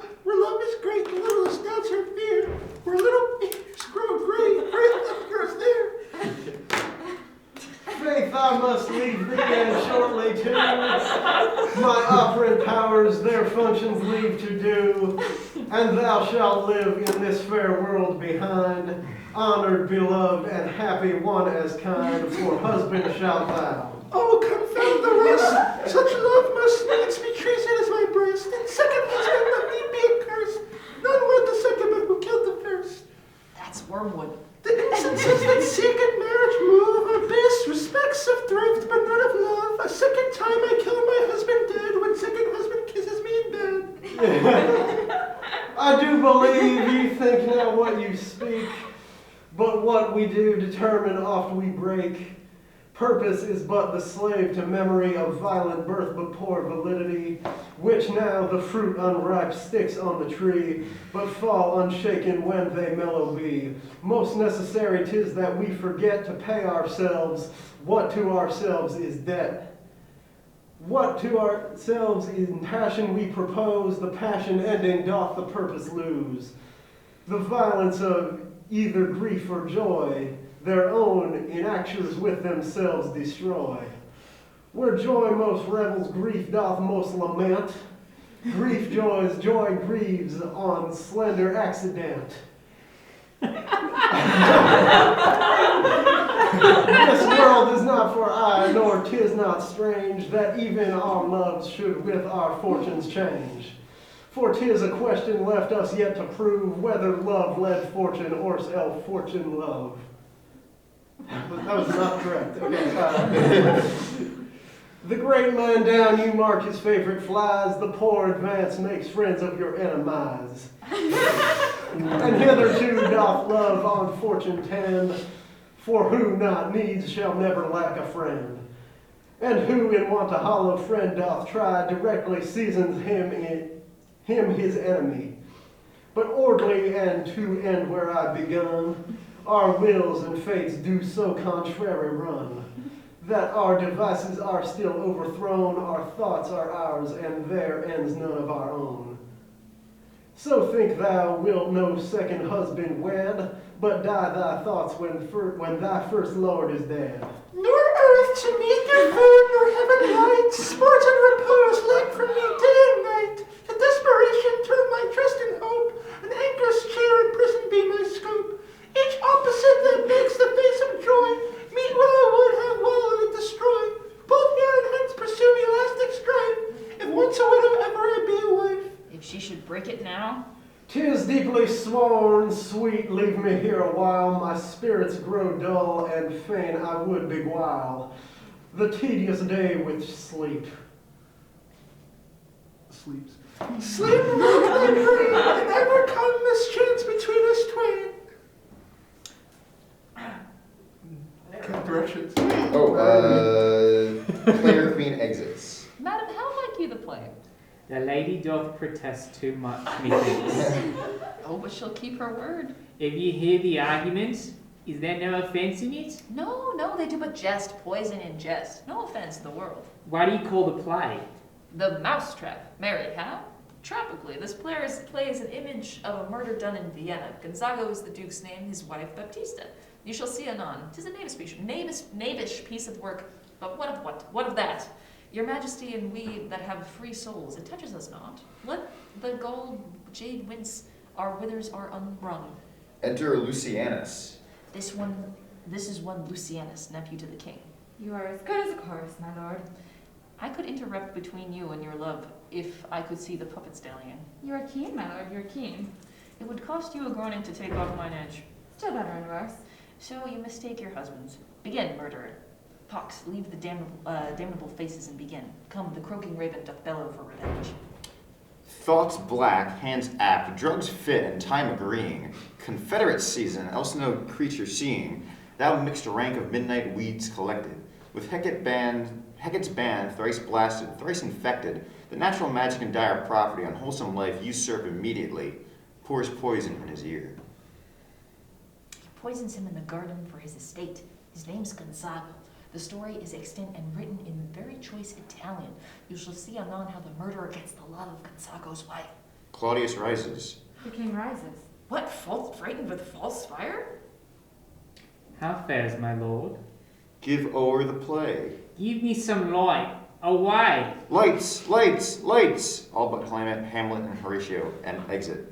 Why, let the strucken deer go weep, the heart ungalled, the ungalled play, for some must watch, while some must sleep, thus runs the world away. Would not this, sir, and a forest of feathers, if the rest of my fortunes turn Turk with me, with 2 provincial roses on my raised shoes, get me a fellowship in cry of players? Half a share. A whole one, aye. For thou dost know, O Damon dear, this realm dismantled was of Jove himself, and now reigns here, a very, very paddock. You must have, you might have rhymed. Oh, good Horatio, I'll take the ghost word for 1,000 pounds. Didst perceive? Very well, my lord. Upon the talk of the poisoning. I did very well note him. Aha, come some music, come the recorders. For if the king like not the comedy, why then belike he likes it not parody. Come some music. Enter Rosencrantz and Guildenstern. Good, my lord, vouchsafe me a word with you. Sir, a whole history. The king, sir, Aye, sir, what of him? is in his retirement marvelous distemper? With drink, sir? No, my lord, with choler? Collar. Choler. Your wisdom should show itself more richer to signify this to the doctor. For me to put him to his purgation would perhaps plunge him into more choler. Good, my lord, put your discourse into some frame and start not so wildly from my affair. I am tame, sir, pronounce. The queen, your mother, in most great affliction of spirit, hath sent me to you. You are welcome. Ay, my good lord, this courtesy is not of the right breed. If it shall please you to make me a wholesome answer, I will do your mother's commandment. If not, your pardon and my return shall be the end of my business. Sir, I cannot What, my lord? make you a wholesome answer. My wit's diseased, but sir, such answer as I can make you shall command, or rather, as you say, my mother. Therefore, no more but to the matter. My mother, you say. Then thus she says, your behavior hath struck her into amazement and admiration. Oh, wonderful son that can so astonish a mother. But is there no sequel at the heels of this mother's admiration? In part. She desires to speak with you in her closest ear. You go to bed. We shall obey. Were she 10 times our mother, have you any further trade with us? My lord, you once did love me. And still do, by these pickers and stealers.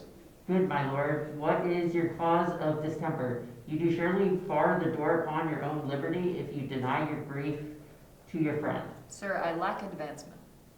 How can that be when you have the voice of the king himself from your succession in Denmark?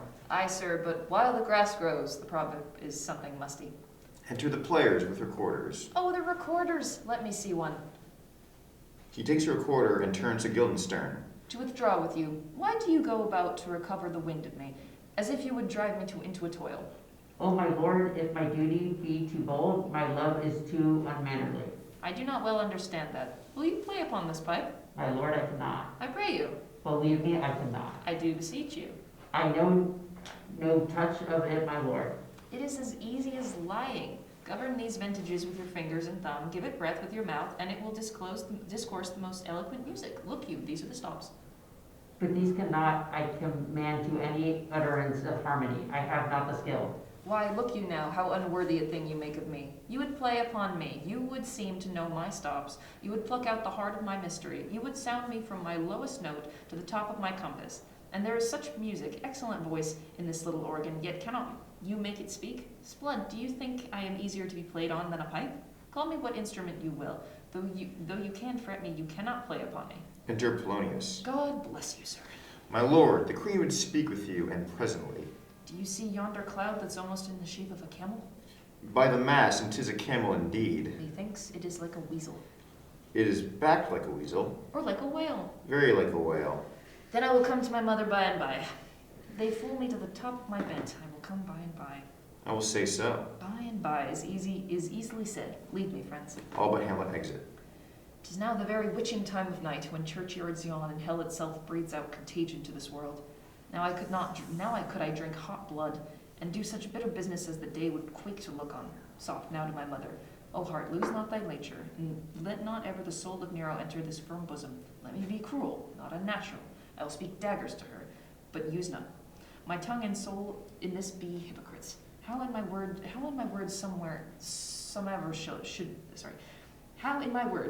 somever should be shent, to give them seals never, my soul consent.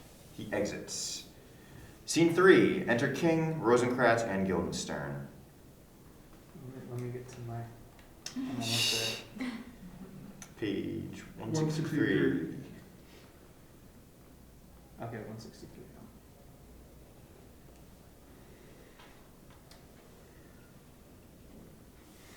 I like him not, nor stands it safe with us, to let his madness range. Therefore prepare you. I, your commission, will forthwith dispatch, and he to England shall along with you. The terms of our estate may not endure hazard so near as doth the arrow grow out of his brows. We will ourselves provide, most holy and religious fear it is, to keep those many, many bodies safe that live and feed upon your majesty. The single and peculiar life is bound with all the strength and armor of the mind to keep itself from annoyance, but much more that spirit upon whose wheel depends and rests the lives of many.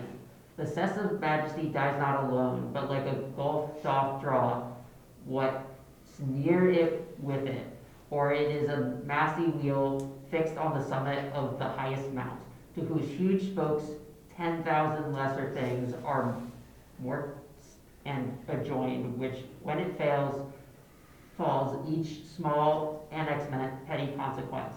Attends the voice ruin, never alone did the king sigh, but with a general groan. Arm you, I pray you, to this speedy voyage, for we will fetters put about this fear, which now goes too free-footed. We will haste us. Rosencrantz and Guildenstern exit. Enter Polonius. My lord, he's going to his mother's closet behind the arras. I'll convey myself to hear the process. I'll warrant she'll tax him home. And as you said, and wisely was it said, 'tis meet that some more audience than a mother, since nature makes them partial, should overhear the speech of vantage. Fare you well, my liege. I'll call upon you ere you go to bed, and I'll tell you what I know. Thanks, my dear lord. Polonius exits. Oh, my offence is rank, it smells to heaven. It hath the primal eldest curse upon it, a brother's murder. Pride can I not, though inclination be as sharp as will. My stronger guilt defeats my strong intent, and like a man to double business bound, I stand in pause where I shall first begin in both neglect. What if this cursed hand were thicker than the blood, were thicker than itself with brother's blood? Is there not enough rain enough in the heaven sweet? I'm sorry. Is there not enough rain in the sweet heavens to wash it white as snow? We too serves mercy, but to confront the visage of offence. And what seemed prior but this twofold force? To be forestalled ere we come to fall, or pardon being down? Then I'll look up, my fault is past. But oh, what form of prayer can my serve turn? Forgive me my foul murder? That cannot be, since I am still possessed of those effects for which I did the murder. My crown, mine own ambition, and my queen. May one be pardoned and retain the offence? In the corrupted currents of this world, offence's gilded hand may shut by justice, and oft 'tis seen the wicked prize itself buys out the law. But 'tis not so above. There is no shuffling, there the action lies in his true nature, and we ourselves compelled even to the teeth and forehead of our faults to give in evidence. What then? What rests? Try what repentance can. What can it not? Yet what can it, when one cannot repent? O wretched state! O bosom bleak as death! O lighted soul that, struggling to be free, are more engaged! Help, angels! Make assay! Bow stubborn knees and heart with strings of steel, be as soft as sinews of the newborn babe. All may be well. He kneels. Enter Hamlet. Now might I do it, Pat. Now he is praying, and now we'll do it. He draws his sword. And so he goes to heaven, and so I am revenged. That would be scanned. A villain kills my father, and for that I, his sole son, do the same villain sent to heaven. Why, this is the hired salary, not revenge. With all his crimes broad blown, as flush as May. And how his audit stands, who knows save heaven? But in our circumstance and course of thought, 'tis heavy with him. And then I am revenged to take him in the purging of his soul, when he is fit and seasoned for his passage. No. Up sword, and know thou a more horrid hint. He sheathes his sword. When he is drunk asleep, or in his rage, or in the incestuous pleasure of his bed, at game, a swearing, or about some act that has no relish of salvation in it, then trip him. Then that his heels may kick at heaven, and that his soul may be damned and black as hell whereto it goes. My mother stays, the psychic but prolongs thy sickly days. Hamlet exits. My words fly up, my thoughts remain below. Words without thoughts never to heaven go. He exits. Scene 4. Enter Queen and Polonius. You look him straight. Look, you lay home to him. Tell him his pranks have been too broad to bear with, and that your grace hath screened and stood between much heat and him. I'll silence me even here. Pray you be round with him. Mother, mother, mother? I'll warrant you, fear me not. Withdraw, I hear him coming. Polonius hides behind the arras. Enter Hamlet. Now, mother, what's the matter? Hamlet, thou hast thy father much offended. Mother, you have my father much offended. Come, come, you answer with an idle tongue. Go, go, you question with a wicked tongue. Why, how now, Hamlet? What's the matter now? Have you forgot me? No, by the rood, not so. You are the queen, your husband's brother's wife. And would it were not so, you are my mother. Nay, then I'll set those to you that you can speak. Come, come, and sit you down. You shall not budge. You go not till I set you up a glass wherein you may see the inmost part of you. What wilt thou do? Thou wilt not murder me. Help! Ho! What ho? Help! How now, a rat? Dead for a ducat, dead. He kills Polonius by thrusting a rapier through the arras.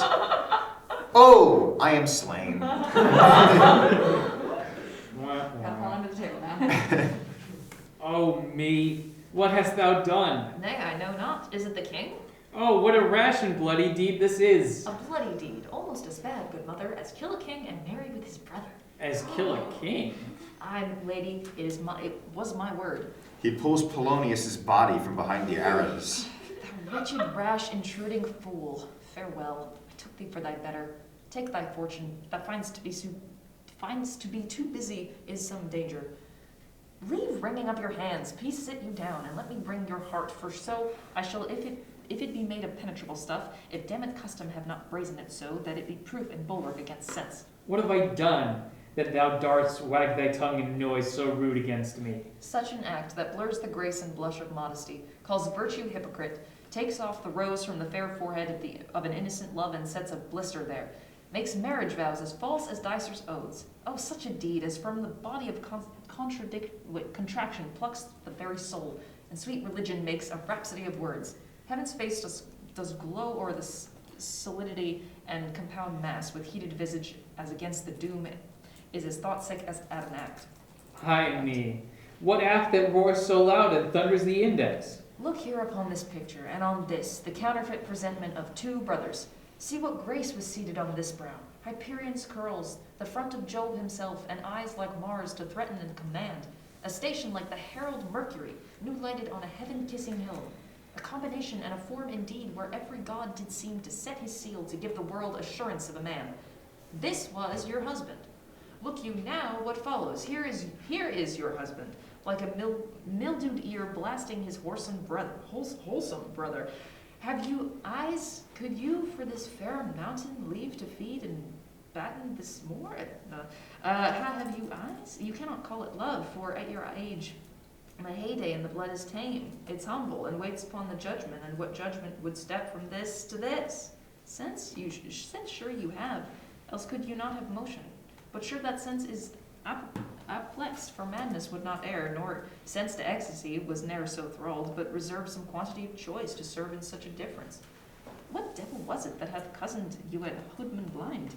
Eyes without feeling, feelings without sight, ears without hands, or eyes smelling sense all, but a sickly part of one true sense could not so mope.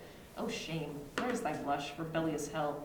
If thou canst mutine a matron's bones to flaming youth, let virtue be as wax and melt in her own fire.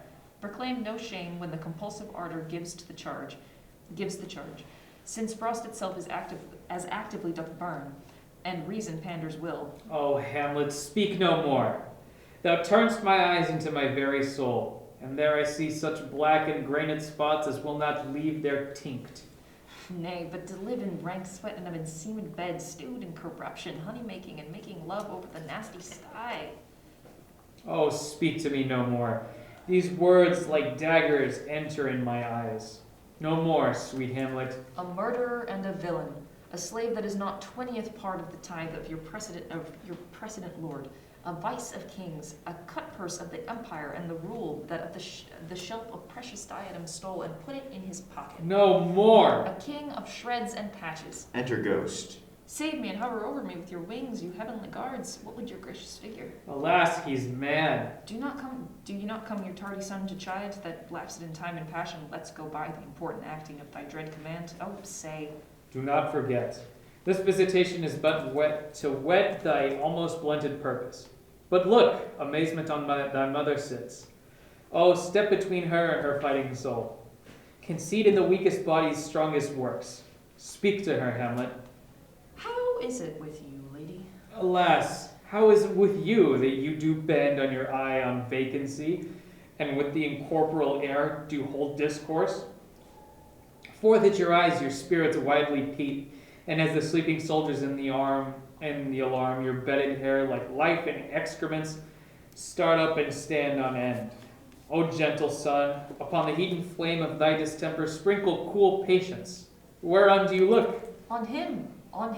Look you how pale he glares. His form and cause conjoined, preaching to stones would make them capable. Do not look upon me, lest with the piteous action you convert my stern effects. Then what have I to do? Then what I have to do will want true color, tears perchance for blood. To whom do you speak this? Do you see nothing there? Nothing at all. Yet all that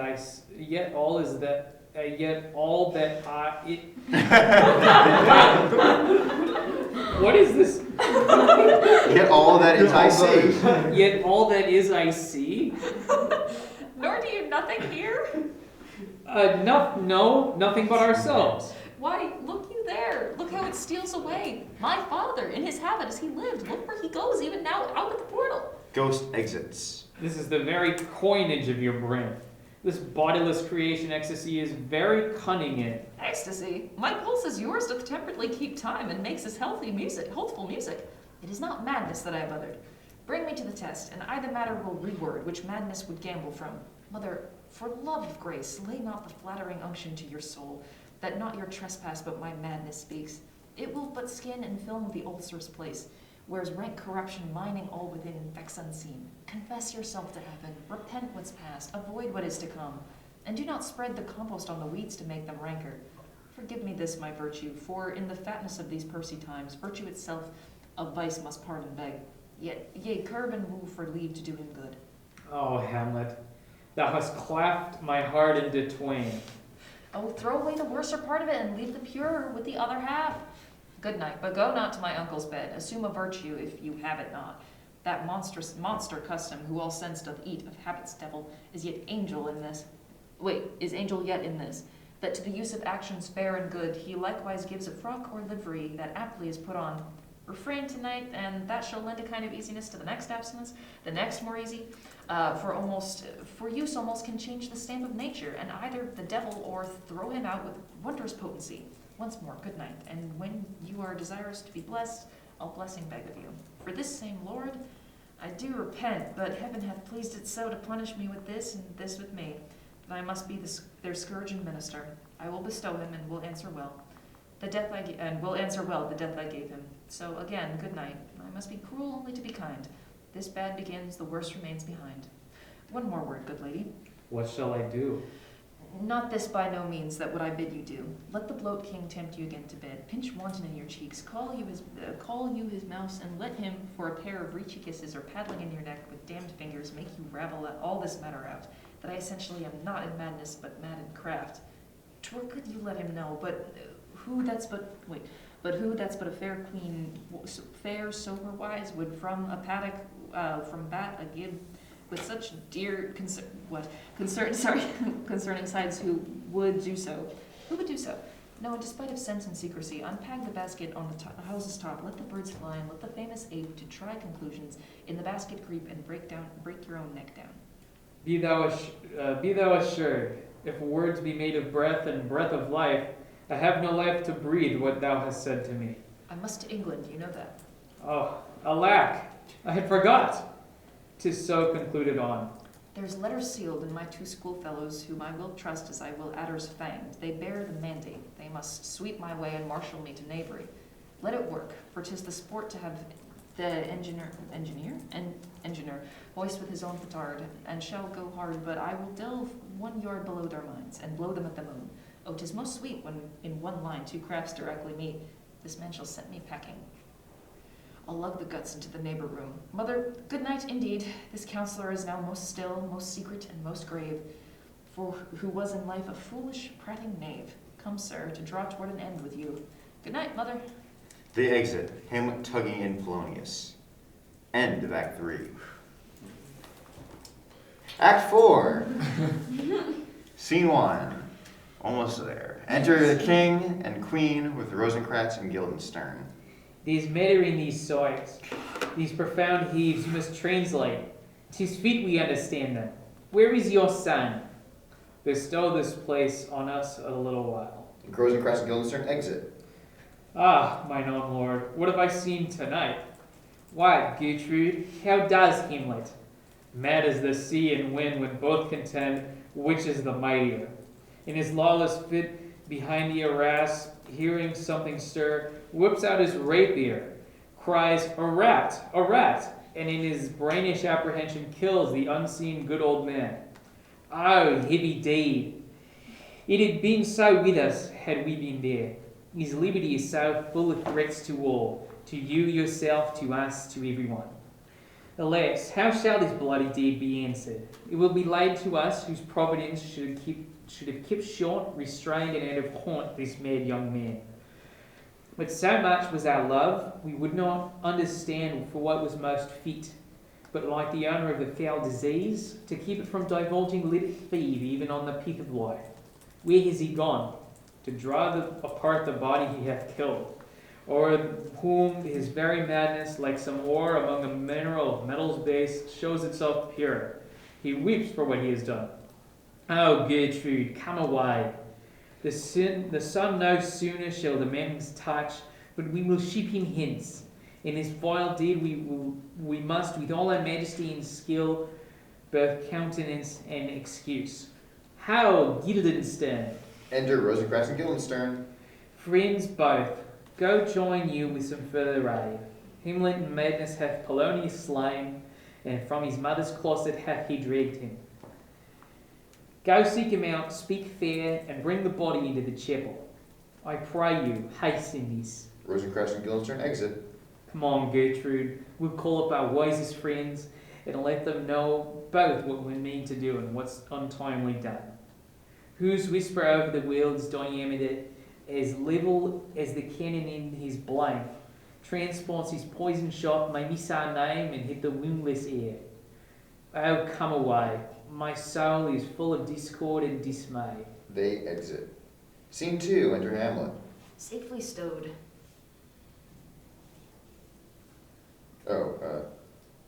Hamlet, Lord Hamlet. But soft, what noise? Who calls on Hamlet? Oh, here they come. Enter Rosencrantz and Guildenstern and others. Rosencrantz. What have you done, my lord, with the dead body? Compounded it with dust, whereto is 'tis kid. Tell us where it is, that we may take it thence and bear it to the chapel. Do not believe it. Believe what? That I can keep your counsel and not my own. Besides, to be demanded of a sponge, what replication should be made by the son of a king. Take you me for a sponge, my lord? Aye, sir, that soaks up the king's countenance, his rewards, his authorities. But such officers do the king best service in the end. He keeps them like an ape in an apple in a corner of his jaw, first mouthed to be last swallowed. When he needs you, what you have gleaned, it is but squeezing you, a sponge, you shall be dry again. I understand you not, my lord. I'm glad of it. A knavish speech sleeps in the foolish ear. My lord, you must tell us where the body is and go with us to the king. The body is with the king, but the king is not with the body. The king is a thing. A thing, my lord? Of nothing, bring me to him. Hide fox and all after. They exit. Scene 3. Enter the king and two or three. I have sent to seek him and to find the body. How dangerous is it that this man goes loose? Yet we must not put the strong law on him. He is loved of the distracted multitude, who like not in their judgment but their eyes. And where 'tis so, the offender scourges away, but never the offence. To bear all smooth and even, the sudden sending him away must seem deliberate pause. Enter. Diseases desperate grown by disparate appliance are relieved or not at all. Enter Rosencrantz. How now? What hath befallen? Where the dead body is bestowed, my lord, we cannot get from him. But where is he? Without my lord guarded to know your pleasure. Bring him before us. Oh, bring in the Lord. They enter with Hamlet. Now, Hamlet, where's Polonius? At supper. It's supper where? Not where he eats, but where he is eaten. A certain convocation of politic worms are eaten at him. Your worm is your only emperor for diet. We fed all creatures else to fat us, and we fed ourselves for maggots. Your fat king and your lean beggar is but variable service, 2 dishes, but to one table. That's the end. Alas, alas. A man may fish with the worm that hath eat of a king, and eat of the fish that hath fed of the worm.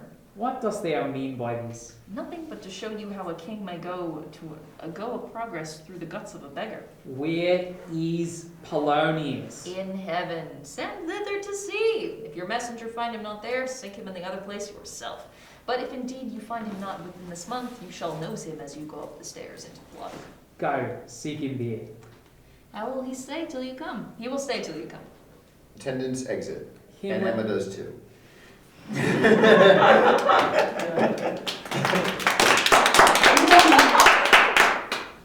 Now would be a good time to say the code, which I'm not going to do it yet. Wait, Emma, battery? You are at 66%. Hey! Bye, guys. Bye. Bye, Emma. Tenants and exit, Emma exit. Go. Alright. King. Hamlet, this deed for thine especial safety, which we do tender, as we dearly grieve for that which thou hast done, must send thee hence with fiery quickness. Therefore prepare thyself. The bark is ready and the wind at help, the associates turn, and everything is bent for England. For England? Aye, Hamlet. Good. So is it, if thou knewest our purposes. I see a cherub that sees them. But come, for England. Farewell, dear mother. Thy loving father, Hamlet. My mother. Father and mother is man and man and wife is one flesh, and so my mother. Come, for England. He exits. Follow him afoot. Tempt him with speed abroad. Delay it not. I'll have him hence tonight. Away, for everything is sealed and done, that else leans on the affair. Pray you, make haste. All but the king exit. In England, if my love thou hold'st that odd, as my great power thereof may give thee sense, since yet thy cicatrice looks roaring red after the Danish sword, and thy free arm pays homage to us, thou mayst not coldly set our sovereign process, which imports it full, by letters congruing to that effect, the present death of Hamlet. Do it, England, for thou like the hectic in my blood he rages, and thou must cure me. Till I know 'tis done, however, perhaps my joy is near begun. He exits. Scene 4. Entering Fortinbras with his army over the stage. Go, captain, from me greet the Danish king. Tell him that his licensed Fortinbras craves the conveyance of a promised march over his kingdom. You now the rendezvous. If that his majesty would aught with us, we shall express our duty in his eye, and let him know so. Timmy, be captain. I will do it, my lord. Go softly on, all but the captain exit. Enter, oh shit, Hamlet, Rosencrantz, Guildenstern, and others. Good sir, whose powers are these? They are of Norway, sir. How purpose, sir, I pray you? Against some part of Poland. Who commands them, sir? The nephew to old Norway, Fortinbras. Goes it against the main of Poland, sir, or for some frontier? Truly to speak, and with no addition, we go to gain a little patch of ground that hath in it no profit but the name. To pay 5 ducats, 5, I would not farm it. nor will it yield to Norway or the Pole. A renter rate should it be sold in fee. Why then, the Polak never will defend it. Yes, it is already garrisoned. 2,000 souls and 20,000 ducats will not debate the question of this straw. This is the impostum of much wealth and peace, that inward breaks and shows no cause without. Why the man dies, I humbly thank you, sir. God be with you, sir. He exits. Will please you go, my lord? I'll be with you straight, go a little before. All but Hamlet exit. How all occasions do inform against me and spur my dull revenge. What is a man if his chief good and market of his time be but to sleep and feed, a beast, no more? He that made us, with such large discourse, looking before and after, gave us not the capability and godlike reason to fuss in us unused.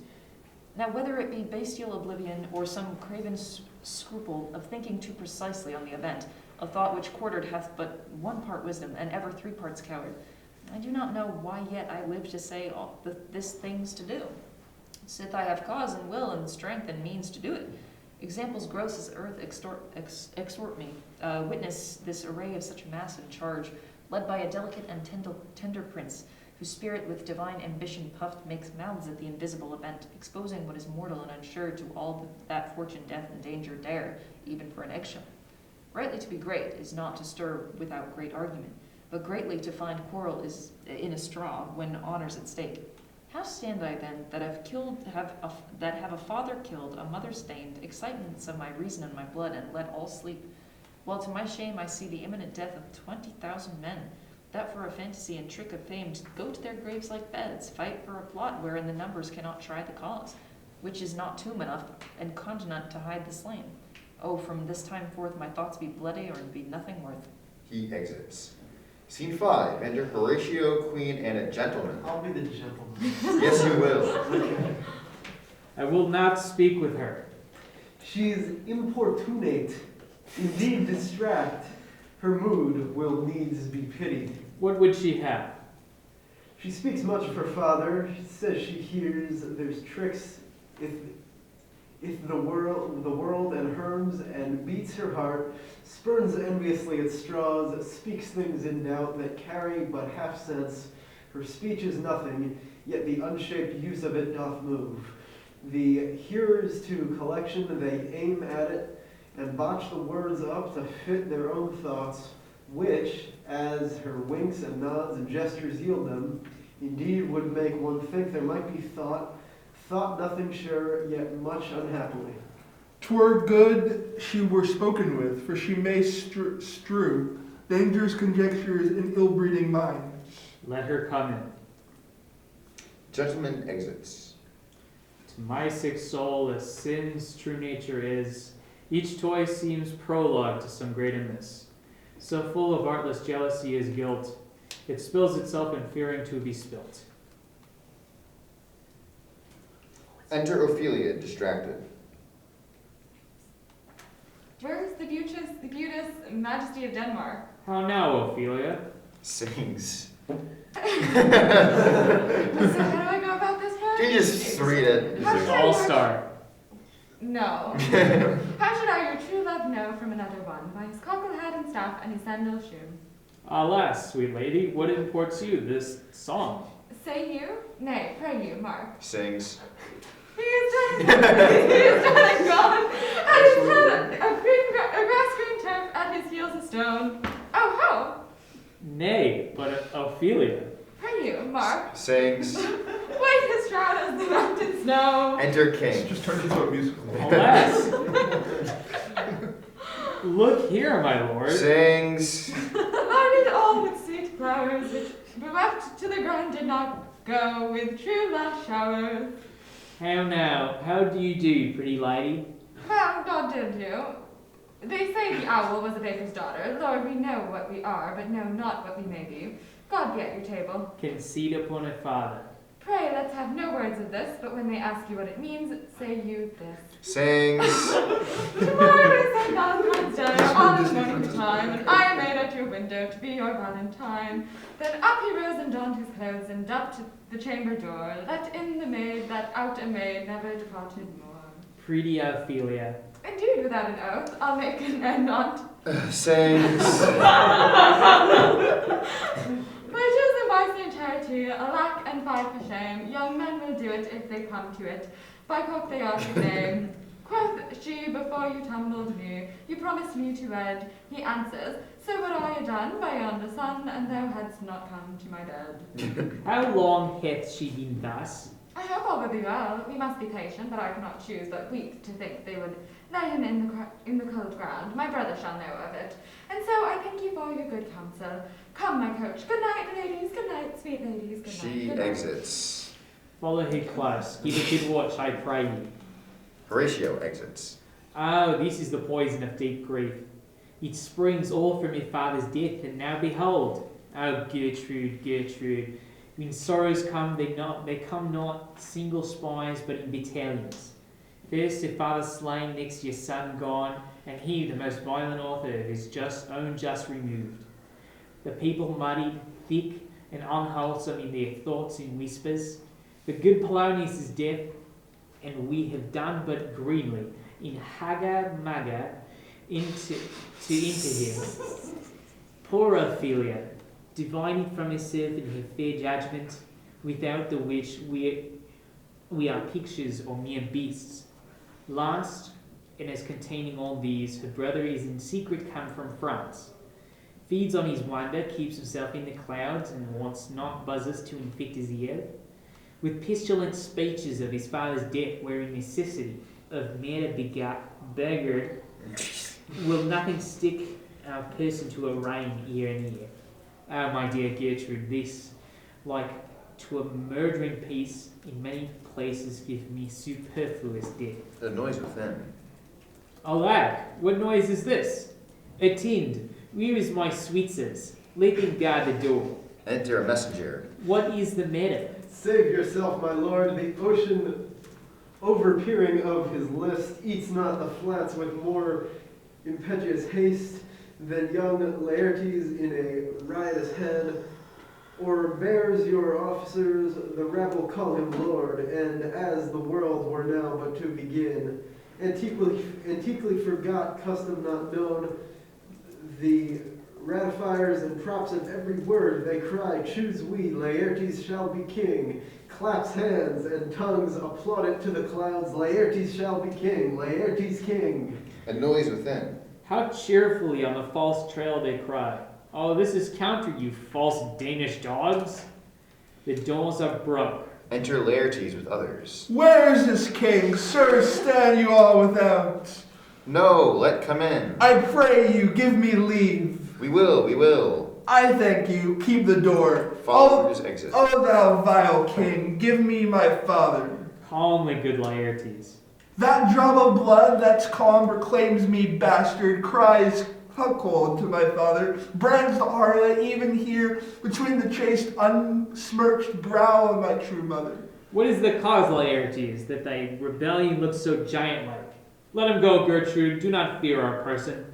There such divinity doth hedge a king that treason can but peep to what it would, acts little of his will. Tell me, Laertes, why thou art thus incensed? Let him go, Gertrude. Speak, man. Where's my father? Dead, but not by him. Let him demand his fill. How came he dead? I'll not be juggled with. To hell allegiance, vows to the blackest devil, conscience and grace to the profoundest pit. I dare damnation. To this point I stand, that both the worlds I give to negligence. Let come what comes, only I'll be revenged most thoroughly for my father. Who shall stay you? My will, not all the world, and for my means I'll husband them so well they shall go far with little. Good Laertes, if you desire to know the certainty of your dear father, is writ with your revenge that swoop-stake you will draw both friend and foe, winner and loser? None but his enemies. Will you know them then? To his good friends this wide I'll open my arms, and like the kind, life-rendering pelican, repast them with my blood. Why, now you speak like a good child and a true gentleman. That I am guiltless of your father's death, and most sensibly in grief for it. It shall as level to your judgment appear as day does in your eye. A noise within. Let her come in, Laertes. How now, what noise is that? Enter Ophelia. Oh, Oh. heat. Dry up my brains. Tears 7 times salt burn out the sense and virtue of mine eye. By heaven thy madness shall be paid with weight till our scale turn to beef. O rose of May, dear maid, kind sister, sweet Ophelia. O heavens, is it possible a young maid's wits should be as mortal as an old man's life? Nature is fine in love, and where 'tis fine, it sends some precious instance of itself after the thing it loves. Sings. SRX4 6MW63REHAT. Again. SRX4 6MW63REHAT. They bore him barefaced on the bier, hey nonny, nonny, nonny, hey nonny, and in his grave rained many a tear. Fare you well, my dove. Hast thou thy wits and didst persuade revenge? You could not move thus. You must sing a down, and you call him a down, Oh, how the wheel becomes it. It is the false steward that stole his mistress' daughter. This nothing's more than matter. There's rosemary, that's for remembrance. Pray you, love, remember. And there's pansies, that's for thoughts. A document is madness, thoughts and remembrance fitted. There's fennel for you and columbines. There's rue for you, and here's some for me. We may call it herb of grace o' Sundays. You must wear your rue with a difference. There's a daisy. I'd give you some violets, but they withered all when my father died. They say he made a good end. Sings. For body sweet, Robin is all my joy. Thought and afflictions, passion, hell itself, she turns to favor and to prettiness. Sings. Honestly, this role is so on brand for me. And will he not come again, and will he not come again? No, no, he is dead. Go to thy deathbed, he will never come again.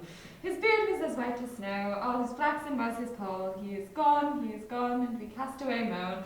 God have mercy on his soul. And of all Christian souls, I pray God. God be with you. She exits. Do you see this, O God? Laertes, I must commune with your grief, or you deny me right. Go but apart. Make choice of whom your wisest friends you will, and they shall hear and judge you twixt you and me. If by direct or by collateral hand they find us touched, we will our kingdom give, our crown, our life, and all that we call ours, to you in satisfaction. But if not, be content to lend your patience to us, and we shall jointly labor with your soul to give it due content. Let this be so. His means of death, his obscure funeral, no trophy sword, nor attachment o'er his bones, nor noble right, nor formal ostentation. Cry to be heard as tore from heaven to earth, that I may call it in question. So you shall fall, and where the offense is, let the great axe fall. I pray you, go with me. They exit. Enter scene 6. Enter Horatio and others. What are they that would speak with me? Seafaring men, sir, they say they have letters for you. Let them come in. Gentleman exits. I do not know from what part of the world I should be greeted, if not from Lord Hamlet. Enter sailors. God bless you, sir. Let him bless thee too. He shall, sir. An't please him. There's a letter for you, sir. It came from the ambassador that was bound for England. If your name be Horatio, as I am let to know it is, he hands Horatio a letter. Horatio reads the letter. Horatio, then thou shalt over... Oh, right. That's me. Horatio reads the letter. Horatio, when thou shalt have overlooked this, give these fellows some means to the king. They have letters for him. Ere we were 2 days old at sea, a pirate and very warlike appointment gave us chase. Finding ourselves too slow of sail, we put on a compelled valor, and the grapple I boarded them. On the instant they got clear of our ship, so I alone became their prisoner. They have dealt with me like thieves of mercy, but they know what they did. I am to do a good turn for them. Let the king have the letters I have sent, and repair thou to me with as much speed as thou wouldst fly death. I have words to speak in thine ear, will make thee dumb. Yet are they much too light for the bore of the matter. These good fellows will bring thee where I am. Rosencrantz and Guilderstern hold their course for England. Of them I have much to tell thee. Farewell. He thou that knowest thine, Hamlet. Come, I will give you way for your letters, and do it the speedier that you may direct me to him from whom you brought them. They exit. Scene 7. Enter Cain Laertes. Now must your conscience my acquittance seal, and you must put me in your heart for friend.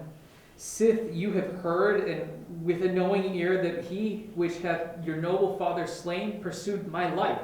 It well appears, but tell me why you proceeded not against these feats, so criminal and capital in nature, and by your safety, greatness, wisdom, all things else, you manly were stirred up. Oh, for two special reasons, which may to you perhaps seem much unsinewed, but yet to me they're strong. The queen, his mother, lives almost by his looks, and for myself, my virtue or my plague, be it either which, she is so conjunctive to my life and soul, that, as the star moves not but in his sphere, I could not but by her. The other motive, why to a public count I might not go, is the great love the general gender bear him, who, dipping all his faults in their affection, work like the spring that turneth wood to stone, convert his gyves to graces, so that my arrows, too slightly timbered for so, loud a wind, would have reverted to my bow again, but not where I have aimed them. And so have I a noble father lost, a sister driven into desperate terms, whose worth of praises may go back against to challenger amount of all the age for her perfections, but my revenge will come. Break not your sleeps for that. You must not think that we are made of stuff so flat and dull that we can let our beard be shook with danger and think it pastime. You shortly shall hear more. I loved your father, and we love ourselves, and that I hope will teach you to imagine. Enter messengers with letters. How now? What news? Letters, my lord, from Hamlet. These to your majesty, this to the queen. From Hamlet? Who brought them? Sailors, my lord, they say I saw them not. They were given to me by Claudio. He received them of him that brought them. Laertes, you shall hear them. Messenger exits. Leave us. It reads. High and mighty you shall know I am set naked on your kingdom. Tomorrow shall I beg leave to see your kingly eyes, when I shall, first asking your pardon, thereunto recount the occasion of my sudden and more strange return. Hamlet. What should this mean? Are all the rest coming back? Or is this some abuse and no such thing? Know you the hand? 'Tis Hamlet's character, naked. And in a postscript here he says, alone. Can you advise me? I am lost in it, my lord, but let him come. It warns the very sickness in my heart that I shall live and tell him to his teeth. Thus didst thou. If it be so, Laertes, as how should it be so? How otherwise? Will you be ruled by me? Aye, my lord. So you will not oral rule me to a peace. To thine own peace. If he be now returned as checking in his voyage, that he means no more to undertake it, I will work him to an exploit. Now ripen my device, under which he shall not choose but fall. And for his death no wind of blame shall breathe, but even his mother shall uncharge the practice and call it accident. My lord, I will be ruled, that rather of you could devise it so, that I might be the organ. It falls right. You have been talked of since you traveled much, and that in Hamlet's hearing for a quality wherein they say you shine. Your sum of parts do not together pluck such envy from him as did that one, and that, in my regard, of the unworthiest siege. What part is that, my lord? A very ribbon in the cap of youth, yet needful too, for youth no less becomes the light and careless livery that it wears than settled ages his sables and his weeds, importing health and greatness. 2 months since he was a gentleman of Normandy. I have seen myself and served against the French, and they can well on horseback, but this gallant had witchcraft in it. He grew unto his seat, and to such wondrous doing brought his horse as he had been so encorpsed and demi-natured with the bravest beast. So far he topped my thought that I should come in, forgery of shapes and tricks, come up short of what he did. A Norman, was it? A Norman. Upon my life, Lamard. The very same. I know him well. He is the brooch indeed and gem of all the nation. He made confession of you and gave you such a masterly report for art and exercise in your defense, and for your rapier most especial, that he cried out, 'twould be a sight. Is that Indeed, if no one could match you. The scrimmers of their nation, he swore, had neither motion, guard, nor eye if you oppose them. Sir, this report of his, did Hamlet so envenom his envy that he could nothing do but wish and beg your sudden coming over to play with you? Now out of this? What out of this, my lord? Laertes, was your father dear to you? Or are you like the painting of a sorrow, a face without a heart? Why ask you this? Not that I think you did not love your father, but that I know love is begun by time, and that I see, in the passages of proof, time qualifies the spark and fire of it. There lives within the very flame of love a kind of wick or snuff that will abate it, and nothing is at like goodness still. For goodness, growing to a pleurisy, dies in his own too much. That we should do when we would, for this wood changes, and hath abatements and delays as many as there are tongues, our hands, our accidents. And then this should is like a spendthrift sigh that hurts by easing. But to the quick of the ulcer, Hamlet comes back. What would you undertake to show yourself indeed your father's son more than in words? To cut his throat in the church. No place indeed should murder sanctuarize. Revenge should have no bounds. But, good Laertes, will you do this? Keep close within your chamber. Hamlet, return shall know you are come home. We'll put on those shall praise your excellence and set a double varnish on the frame the Frenchman gave you. Bring you and find together and wager on your heads. He, being remiss, most generous and free from all contriving, will not pursue the foils, so that with ease, or with a little shuffling, you may choose a sword unbaited, and in a passive practice, requite him from your father. I will do it, and for that purpose I'll mount my sword. I brought an unction of a mountebank, and so mortal that but a different knife in it, when it draws blood, no cataplasm so rare, collected from all simples that have virtue under the moon, can save the thing from death. That is but a scratched withal. I'll touch my point with the contagion that if I gall him slightly, it may be death. Let's further think of this. Weigh what convenience both of time and means may fit us to our shape.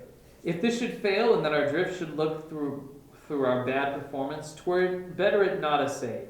Therefore, this project should have a back or second that might hold if this did blaspheme proof. Soft, let me see. We'll make a solemn wager on your cunnings. I have it. When in your motion you are hot and dry, as you make your bouts more violent to that end, and that he calls for drink, I'll have prepared him a chalice for the nonce, whereupon, but sipping, if he by chance escaped your venom stuck, our purpose may hold there. But stay, what noise? Enter Queen. One wood doth tread upon another's heel, so fast they follow. Your sister's drowned, Laertes. Sorry, where were we? Drowned. Drowned, my computer is dying, so I'm trying to find the thing. Oh, again. yeah. I just Drowned. died. Drowned, oh where? Off screen? Oh, Greek. On screen. There is a willow grows askant the brook that shows his hoar leaves in the grassy stream. Therewith fantastic garlands did she make of crowflowers, nettles, daisies, and long purples, that liberal shepherds give a grosser name, but our cold maids do dead men's fingers call them. Thereupon the pennant boughs her coronet weeds clamoring to hang, and an envious sliver brook, when down her weedy trophies and herself fell in the weeping brook.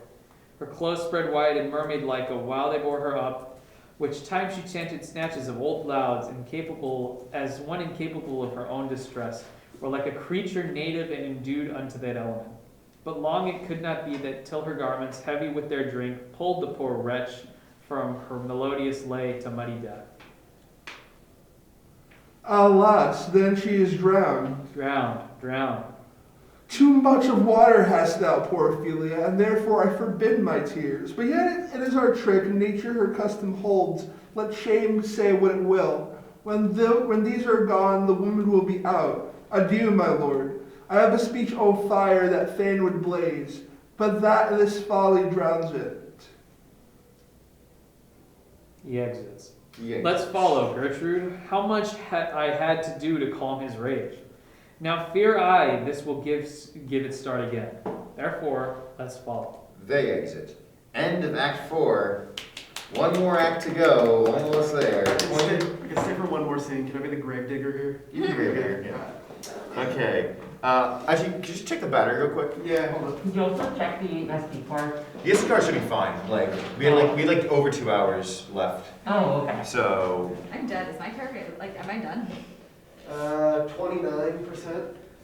speed it up. We can do this. We can do this. Okay. Speed run. All right. Act 5, Scene 1. Enter Gravedigger and another. Is she to be buried in Christian burial when she willfully seeks her own salvation? Christian, you be other. I tell thee she is, therefore make her grave straight. The crowner hath sat on her and finds it Christian burial. How can that be unless she drowned herself in her own defense? Why, 'tis found so. It must be se offendendo, it cannot be else, for here lies the point. I drown myself wittingly. It argues an act, and an act hath 3 branches. It is to act, to do, to perform. Argal, she drowned herself wittingly. Nay, but hear you, good man, tell her. Give me leave, here lies the water. Good, here stands the man. Good, if the man go to this water and drown himself, it is, will he, nil he goes. Mark you that, but the water come to him and drown him. He drowns not himself, ergo, he is not guilty of his own death, shortens not his own life. But is this law? Aye, Mary, it's Crowner's quest law. Will you have the truth on it? If this had not been a gentlewoman, she should have been buried out of Christian burial. Why there, thou sayest, and the more pity that great folk should have countenance this world to drown or hang themselves more than they're even Christian. Come, my spade, there is no accident, gentlemen, but gardeners, ditchers, and grave makers. They hold up Adam's profession. Was he a gentleman? He was the first that ever bore arms. Why, he had none. What art a heathen? How dost thou understand the scripture? The scripture says Adam digged. Could he dig without arms? I'll put another question to thee. If thou answerest me not to the purpose, confess thyself. Go to! What is he that builds stronger than either the mason, the shipwright, or the carpenter? The gallows maker for that frame outlives 1,000 times. I like thy wit well, in good faith. The gallows does well, but how does it well? It does well to those that do it ill. Now thou ill to say the gallows built stronger than the church. Argal, the gallows may do well to thee. To it again come. Who builds stronger than a mason, a shipwright, or a carpenter? Aye, tell me that and unyoke. Marry, now I can tell. Toot, toot, toot, toot. Mass, I cannot tell. Enter Hamlet and Horatio after afar off. Curdle thy brains no more about it, for your dull ass will not mend his pace with beating. And then when you are asked this question, next say a grave maker. The houses he makes last till doomsday. Go, get thee in and fetch me a stoop of liquor. The other man exits, and the gravedigger digs and sings. This is a You musical. gotta say. In youth, when I did love, me thought it was very sweet to contract the time for my behove. Oh, me thought there was nothing but a meat. Has this fellow no feeling of his business? He sings in grave making. Custom hath made it in him a property of easiness. 'Tis e'en so. The hand of little employment hath a daintier sense. Sings. But age with his stealing steps hath clawed me in his clutch, and hath slipped me into the land as if I had never been such. He digs up a skull. That skull had a tongue in it that could sing once. How the knave jolls it to the ground as if 'twere Cain's jawbone that did the first murder. This might be a pate of a politician, which this ass no o'erreaches, one that would circumvent God, might it not? It might, my lord. Or of a courtier, who could say, Good morrow, sweet lord, how dost thou, sweet lord? This might be my lord such a one that praised my lord such a one's horse when he went to beg it, might it not? Aye, my lord. Why, e'en so. And now my lady Worms, chaplison knocked about the muzzard with a sexton's spade. Here's a fine revolution, and we had the trick to see it. Did these bones cost no more than the breeding, but to play the loggets with them? Mine ache to see it. Sings. A pickaxe and a spade for and a shrouding sheet. Oh, a pit of clay for to be made for such a guest as meet. He digs up more skulls. Oh, that's a lot of skulls. There's another. Why may not be this the skull of a lawyer? Where be this quiddities now? His quilities, his cases, his tenures, his tricks. Why does he suffer this mad knave to knock him about the sconce with a dirty shovel and will not tell him of his action of battery? This fellow might be, in his time, a great buyer of land, with his statutes, his recognizances, his fines, his double vouchers, his recoveries. Is this the fine of his fines and the recovery of his recoveries? To have his fine pate full of fine dirt? Well, will his vouchers vouch him no more of his purchases, and double ones too, than the length and breadth of a pair of indentures? The very conveyances of his land will scarcely lie in this box, and must the interior of himself have no more, huh? Not a jot more, my lord. Is not parchment made of sheepskins? Aye, my lord, and of calves' skins too. They are sheep and calves which seek out assurances in that. I will speak to this fellow. Whose grave's this, sir, huh?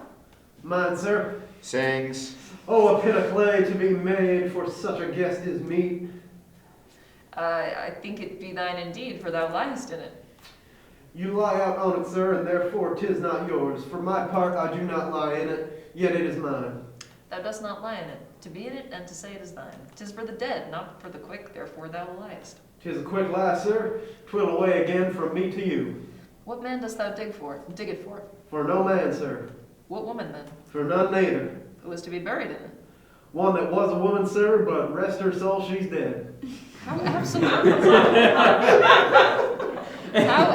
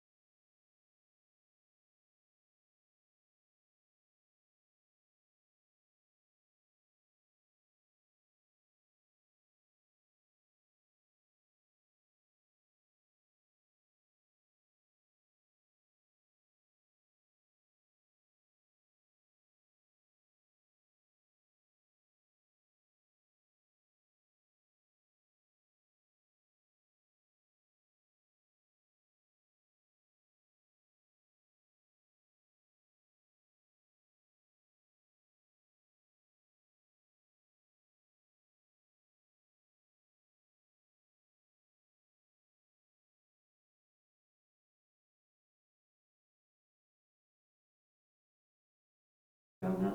No, There we no, go. it is, okay. Okay, yeah. All right. I don't know if I might have forgotten to clap last time, but whatever.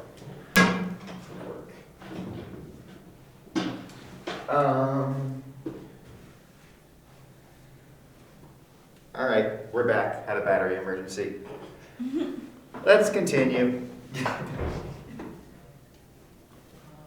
Where do we leave off? Laertes. Laertes. Which one? Which Must one? there no more be done, I think. Yeah. Yes. Page 127. Yeah. Well, 253. Yeah. Oh yeah. Yeah. Well, here it's Yeah. It's like line 243. 243. Yeah. What's Just there a- be done? Yeah. What their Must there no more be done? No more be done. We should profane the service of the dead, to sing a requiem and such rest to her as to peace parted souls. Lay her in the earth, and from her fair and unpolluted flesh may violets spring. I tell thee, churlish priest, a ministering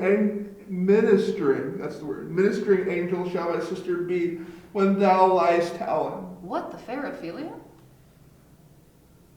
Sweet to the sweet, farewell. She scatters flowers. I hope thou shouldst have been my Hamlet's wife. I thought thy bride bed to have decked, sweet maid, and not have strewed thy grave. O treble woe, fell 10 times treble on that cursed head, whose wicked deed thy most ingenious sense deprived thee of. Hold off the earth a while, till I have caught her once more in mine arms. Leaps in her grave. Now pile your dust upon the quickened dead, till of this flat mountain you have made, till o'ertop old Pelion on the skyish head of blue Olympus. What is he whose grief bears such an emphasis, whose phrase of sorrow conjures the wandering stars and makes them stand like wonder-wounded hearers? This is I, Hamlet the Dane. Coming out of the grave. I'm doing just fine. I don't say that shit.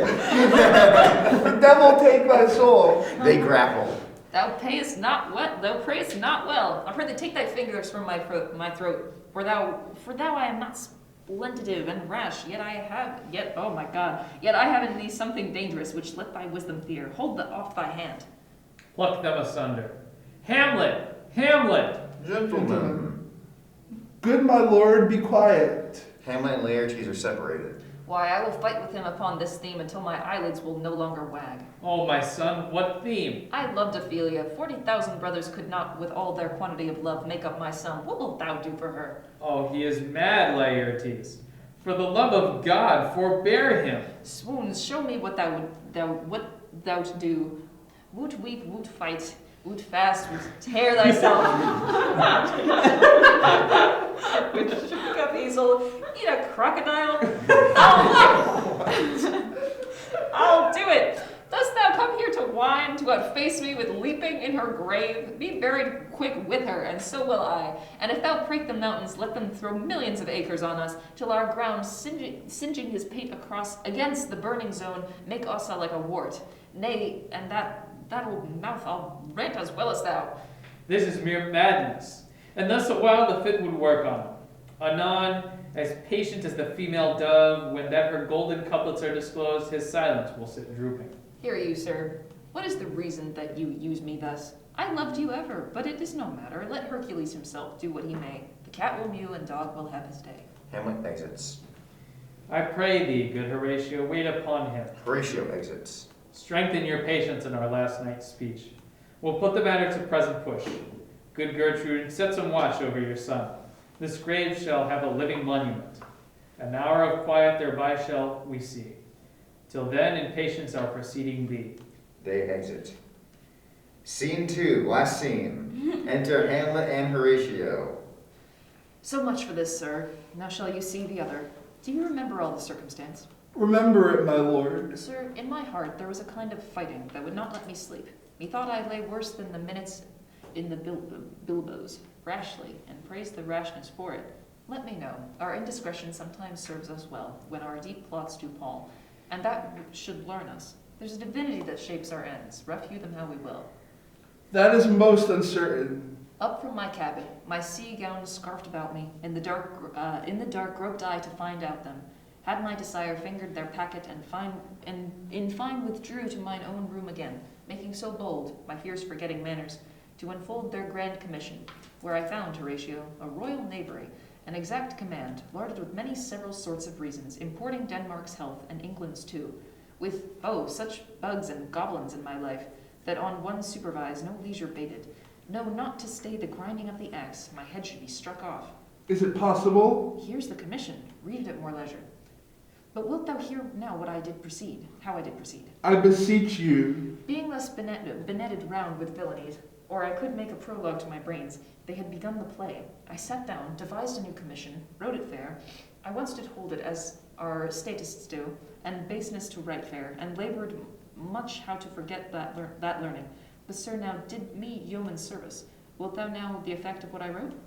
Aye, my good lord. An earnest conjuration from the king, as England was his faithful tributary, as love between them like the palm might flourish, as peace might still her weeded garland wear, and stand a comma between their amities, and many such like aces of great charge, that on the view and knowing of these contents, without debatement further, more or less, he should these bearers put to sudden death, not shriving time allowed.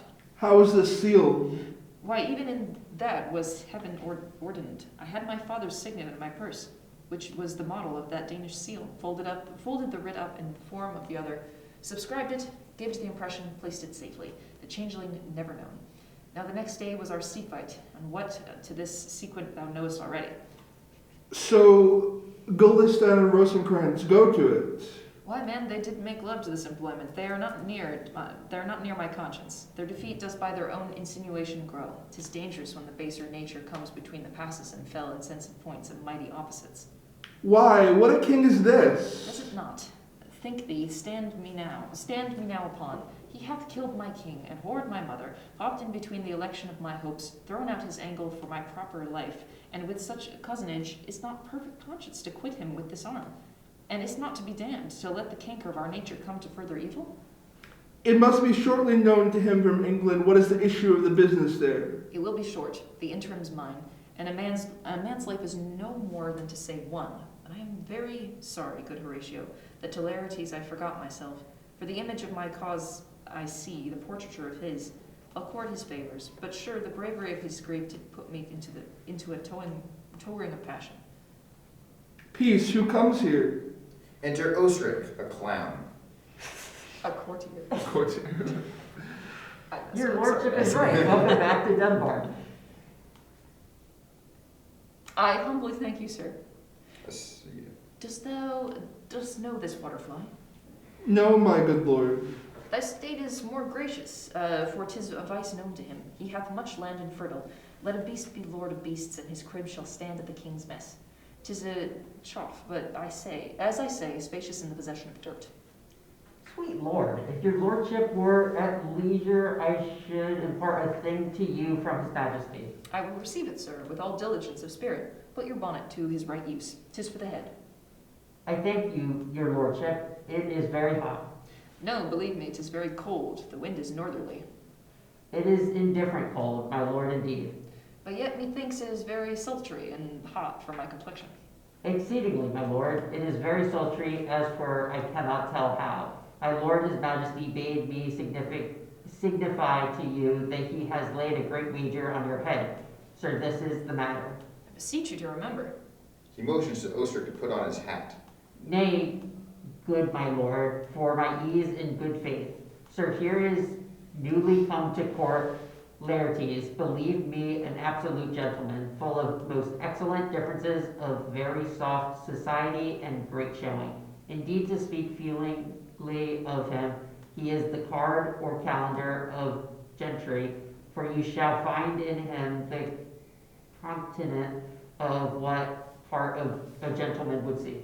Sir, his definement suffers no perdition in you, though I know to divide him inventorily would doze the arithmetic of memory, and yet yaw neither, in respect of his quick sale. But in the verity of extolment, I take him to be the soul of great article, and his infusion of such dearth and rareness as to make true diction of him. His semblance is in his mirror, and who else would trace him? His umbrage, nothing more. Your lordship speaks most infallibly of him. The concernancy, sir? Why do we wrap the gentleman in our more rarer breath? Sir? It's not possible to understand in another... Oh, sorry. Is it not possible to understand in another tongue? You will to it, sir, really. What imports the nomination of this gentleman? Of Laertes? His purse is empty already. All his golden words are spent. Of him, sir. I know you are not ignorant. I would you did, sir, yet in faith, if you did, it would not much approve me. Well, sir? You are not ignorant of what excellence Laertes is. I dare not confess that. Yes, I should compare him in excellence. But to know a man well were to know himself. I mean, sir, for his weapon, but in the imputation laid on him by them in his meed, he's unfellowed. What's his weapon? Rapier and dagger. That's 2 of his weapons, but, well... The king, sir, hath wagered with him 6 Barbary horses against the which he has in pawn. As I take it, 6 French rapiers and poignards with their signs as girdle, hangers, and so. 3 of the carriages in faith are very dear to fancy, very responsive to the hilts, most elegant carriages, and of very liberal conceit. What call you the carriages? I knew you must be edified by the margin error you had done. The carriages, sir, are the hangers. The phrase would be more germane to the matter if we could carry a cannon by our sides. I would it might be hangers till then. But on, 6 Barbary horses against 6 French swords, their signs, and 3 liberal conceited carriages. That's the French bet against the Danish. Why is this all impawned, as you call it? The king, sir, hath laid, sir, that in a dozen passes between yourself and him, he shall not exceed you 3 hits. He hath laid on 12 for 9, and it would come to immediate trial if your lordship would vouchsafe the answer. How if I answer no? I mean, my lord, the opposition of your person in trial. Sir, I will walk here in the hall. If it please his majesty, it is the breathing time of day with me. Let the foils be brought, the gentleman willing, and the king hold his purpose. I will win for him, and I can. If not, I will gain nothing but my shame and the odd hits. Shall I deliver you and so? To this effect, sir, after what flourish your nature will. I commend my duty to your lordship. Yours. Ostric exits. He does well to commend it himself. There are no tongues else for his turn. The lapwing runs away with the shell on his head. He did comply, sir, with his dug before he sucked it. Thus has he, and many more of the same breed that I know the drowsy age dotes on, only got the tune of the time, and out of the habit of encounter a kind of yeasty collection which carries them through and through the most fine and winnowed opinions, and do but blow them in the trial, their bubbles are out. Enter a lord. My lord, his majesty condemned you by young Ostric, who brings back to him that you attend him in the hall. He sends to know if your pleasure hold to play with Laertes, or that you will take a longer time. I am constant to my purposes. They follow the king's pleasure. If his fitness speaks, mine is ready now or whensoever, provided I be so able as now. The king and queen are all coming down. A happy time. The queen desires you to use some gentle entertainment to Laertes before you fall to play. She well instructs me. Lord exits. You will lose, my lord. I do not think so. Since he went to France, I have been in continual practice. I shall win at odds, but thou wouldst not think how ill all's here about my heart. But it is no matter. Nay, good my lord. It is but foolery, but it is such a kind of gain-giving as I would perhaps trouble a woman. If your mind is like anything, obey it. I will forestall the repel hither and say you are not fit. Not a whit. We defy augury. There is a special providence in the fall of a sparrow. If it be now, 'tis not to come. If it be not to come, it will be now. If it be not now, yet it will come. The readiness is all. Since no man of aught he leaves knows, what is to leave betimes? Let be. A table prepared. Enter trumpets, drums, and officers with cushions. King, queen, Ostric, and all the state foils, daggers, flagons of wine, and Laertes. Come, Hamlet. Come and take this hand from me. He puts Laertes' hand in Hamlet's. Give me your pardon, sir. I have done you wrong, but pardoned as you are a gentleman. The precedence knows, and you must needs have heard how I am punished with sore distraction. What I have done that might your nature honor and exception roughly awake, I here proclaim was madness.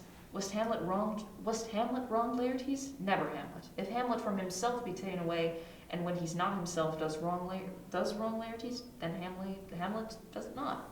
Hamlet denies it. Who does it then?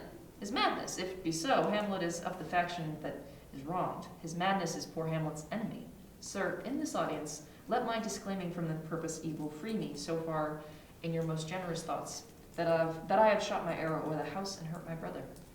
I am satisfied in nature, whose motive in this case should stir the most to my revenge, but in my terms of honor I stand aloof and will no real concealment, till by some elder masters of known honor I have a voice and precedent of peace to keep my name ungored. But till that time I do receive your offered love like love, and I will not wrong it. I embrace it freely, and will this brother's wager frankly play. Give us the foils, come on. Come on, one for me. I'll be your foil, Laertes. In mine ignorance, your skill shall, like the star of the darkest night, stick fiery off indeed. You mock me, sir. No, by this hand. Give them the foils, young Ostric. Cousin Hamlet, you know the wager? Very well, my lord. Your grace has laid the odds on the weaker side. I do not fear it. I have seen you both. But, since he is better, we have therefore odds. This is too heavy. Let me see another. This likes me well. These foils have all the length? Oops. Aye, my good lord. Prepare to play. Set me the stoops of wine upon that table. If Hamlet give the first or second hit, or quit in answer of the third exchange, let all battlements their ordnance fire. The king shall drink to Hamlet's better breath, and in the cup and union he shall throw, richer than that which 4 successive kings in Denmark's crown have worn. Give me the cups, and let the kettle to the trumpet speak, the trumpet to the cannoneer without, the cannons to the heaven to the earth. Now the king's drinks to Hamlet. Come, begin, and you, the judges, bear a wary eye. Trumpets the while. Come on, sir. Come, my lord. They play. 1. No. Judgment? A hit. A very palpable hit. Well, again. Stay, give me drink. Hamlet, this pearl is thine. Here's to thy health. He drinks and then drops a pearl in the cup. Drum, trumpets, and shot. Give him the cup. I'll play this bout first. Set it by a while. Come. They play. Another hit. What say you? Lights. Get those lights on. It's fine, we'll do it in the dark. Okay. Where store? Another hit. What say you? Where? Oh, sorry. 310 line. A touch. Yeah. A touch. I do confess it. Our son shall win. He's fat and scant of breath. Insult. That's good. Here, Hamlet, take my napkin, rub thy brows. The queen carouses to thy fortune, Hamlet. She Good lifts man. the cup. Sorry. Good madam. Gertrude, do not drink. I will, my lord. I pray you pardon me. She drinks. It is the poisoned cup. It is too late. I dare not drink yet, madam. By and by. Come, let me wipe thy face. My lord, I'll hit him now. I do not think it. And yet it is almost against my conscience. Come for the third, Laertes. You do but dally. I pray you pass with your best violence. I am afeard you make a wanton of me. Say you so? Come on. Play. Nothing knocked their way. Have at you now. Laertes wounds Hamlet. Then in scuffling they change rapiers, and Hamlet wounds Laertes. Part them, they are incensed. Nay, come again. The queen falls. Look to the queen there, ho. They bleed on both sides. How is it, my lord? How is it, Laertes? Why, as a woodcock to mine own springe, Ostric, He falls. I am justly killed with mine own treachery. How does the queen? She swoons to see them bleed. No, the drink. Oh, my dear Hamlet, the drink. I am poisoned. She dies. Oh, villainy! Oh, let the door be locked. Treachery, seek it out. Ostric exits. It is here, Hamlet. Hamlet, thou art slain. No medicine in the world can do thee good. In thee there is not half an hour's life. The treacherous instrument in thy hand, unabated and envenomed. The foul practice hath turned itself on me. Lo, here I lie, never to rise again. Thy mother's poison, I can hear no more. The king's to blame. The point envenomed too? Then venom to thy work. Hurts the king. Treason, treason. Oh, yet defend me, friends. I am but hurt. Here, thou incestuous, murderous, damned Dane, drink off this poison. Is thy union here? Forcing him to drink the poison. Follow my mother. King dies. He is justly served. It is a poison tempered by himself. Exchange forgiveness with me, noble Hamlet. Mine and my father's death come upon not thee, nor thine unto me. Dies. Heaven make thee free of it. I follow thee. I am dead, Horatio. Wretched queen, and you that look pale and tremble at this chance, that are but mutes and or audiences to this act, had I but time, as this fell sergeant Death as strict in his arrest, oh, I could tell you, but let it be. Horatio, I am dead. Thou livest. Report me to my cause, all right. To the unsatisfied. Never believe it. I am more an antique Roman than a Dane. Here's some liquor left. As thou art a man, give me the cup. Let go. By heaven, I'll have it. Oh God, Horatio, what a wounded name, things standing thus unknown. Shall I leave behind me? If thou didst ever hold me in thy heart, absent thee from felicity a while, and in this harsh world draw thy breath in pain to tell my story.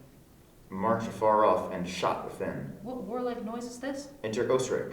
Young Fortinbras, with conquest come from Poland, to the ambassadors of England give this warlike volley. Oh, I die, Horatio. Been dying for Die so already. long. The potent poison quite o'ercrows my spirit. I cannot live to hear the news from England.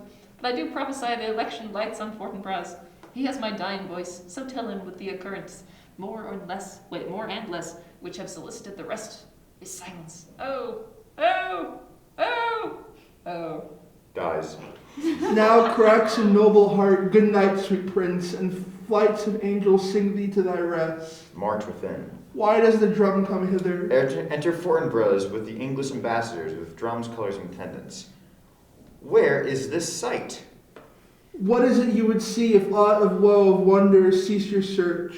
The quarry cries on havoc. O proud death, what feast is towards in thine eternal cell, that though so many princes at a shot so bloodily hast struck?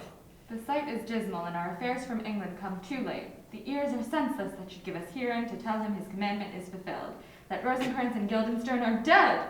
Where should we have our thanks? Not from his mouth. Had it the ability of life to thank you, had never given commandment for their death. But since so trump upon this bloody question, you from the Polack wars and you from England are here arrived. Give order that these bodies high on a stage be placed to the view, and let me speak to the yet unknowing world how these things came about. So shall you hear of carnal, bloody, and unnatural acts, of accidental judgments, casual slaughters, of deaths put on by cunning and forced cause. And in this upshot, purposes mistook fall on the inventors' heads. All this I could truly deliver. Let us haste to hear it, and call the noblest to the audience. For me, with sorrow, I embrace my fortune. I have some rights of memory in this kingdom, which now claim my vantage doth invite me. Of that I shall have also cause to speak, and from his mouth whose voice would draw on more. But let this same be presently performed. And while men's minds are wild, let's more and mischance on plots and errors happen. Let 4 captains bear Hamlet like a soldier to the stage, for he was likely had been put on to have proved most royal, and for his passage the soldiers' music and the right of war speak loudly for him. Take up the bodies, such a sight as this, become the field, but here to show much amiss. Go bid the soldiers shoot. They exit, marching after which a peel-off ordnance are shot.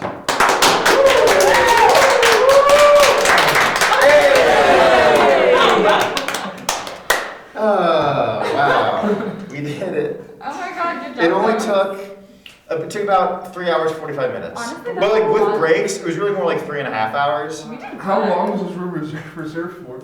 We lost reservation at 4, so we're a half hour past. But that was optimistic. yeah. Reservation. Honestly, it was good. It was good. Yay! Thanks for joining us for NUTV Blank. NUTV does Hamlet.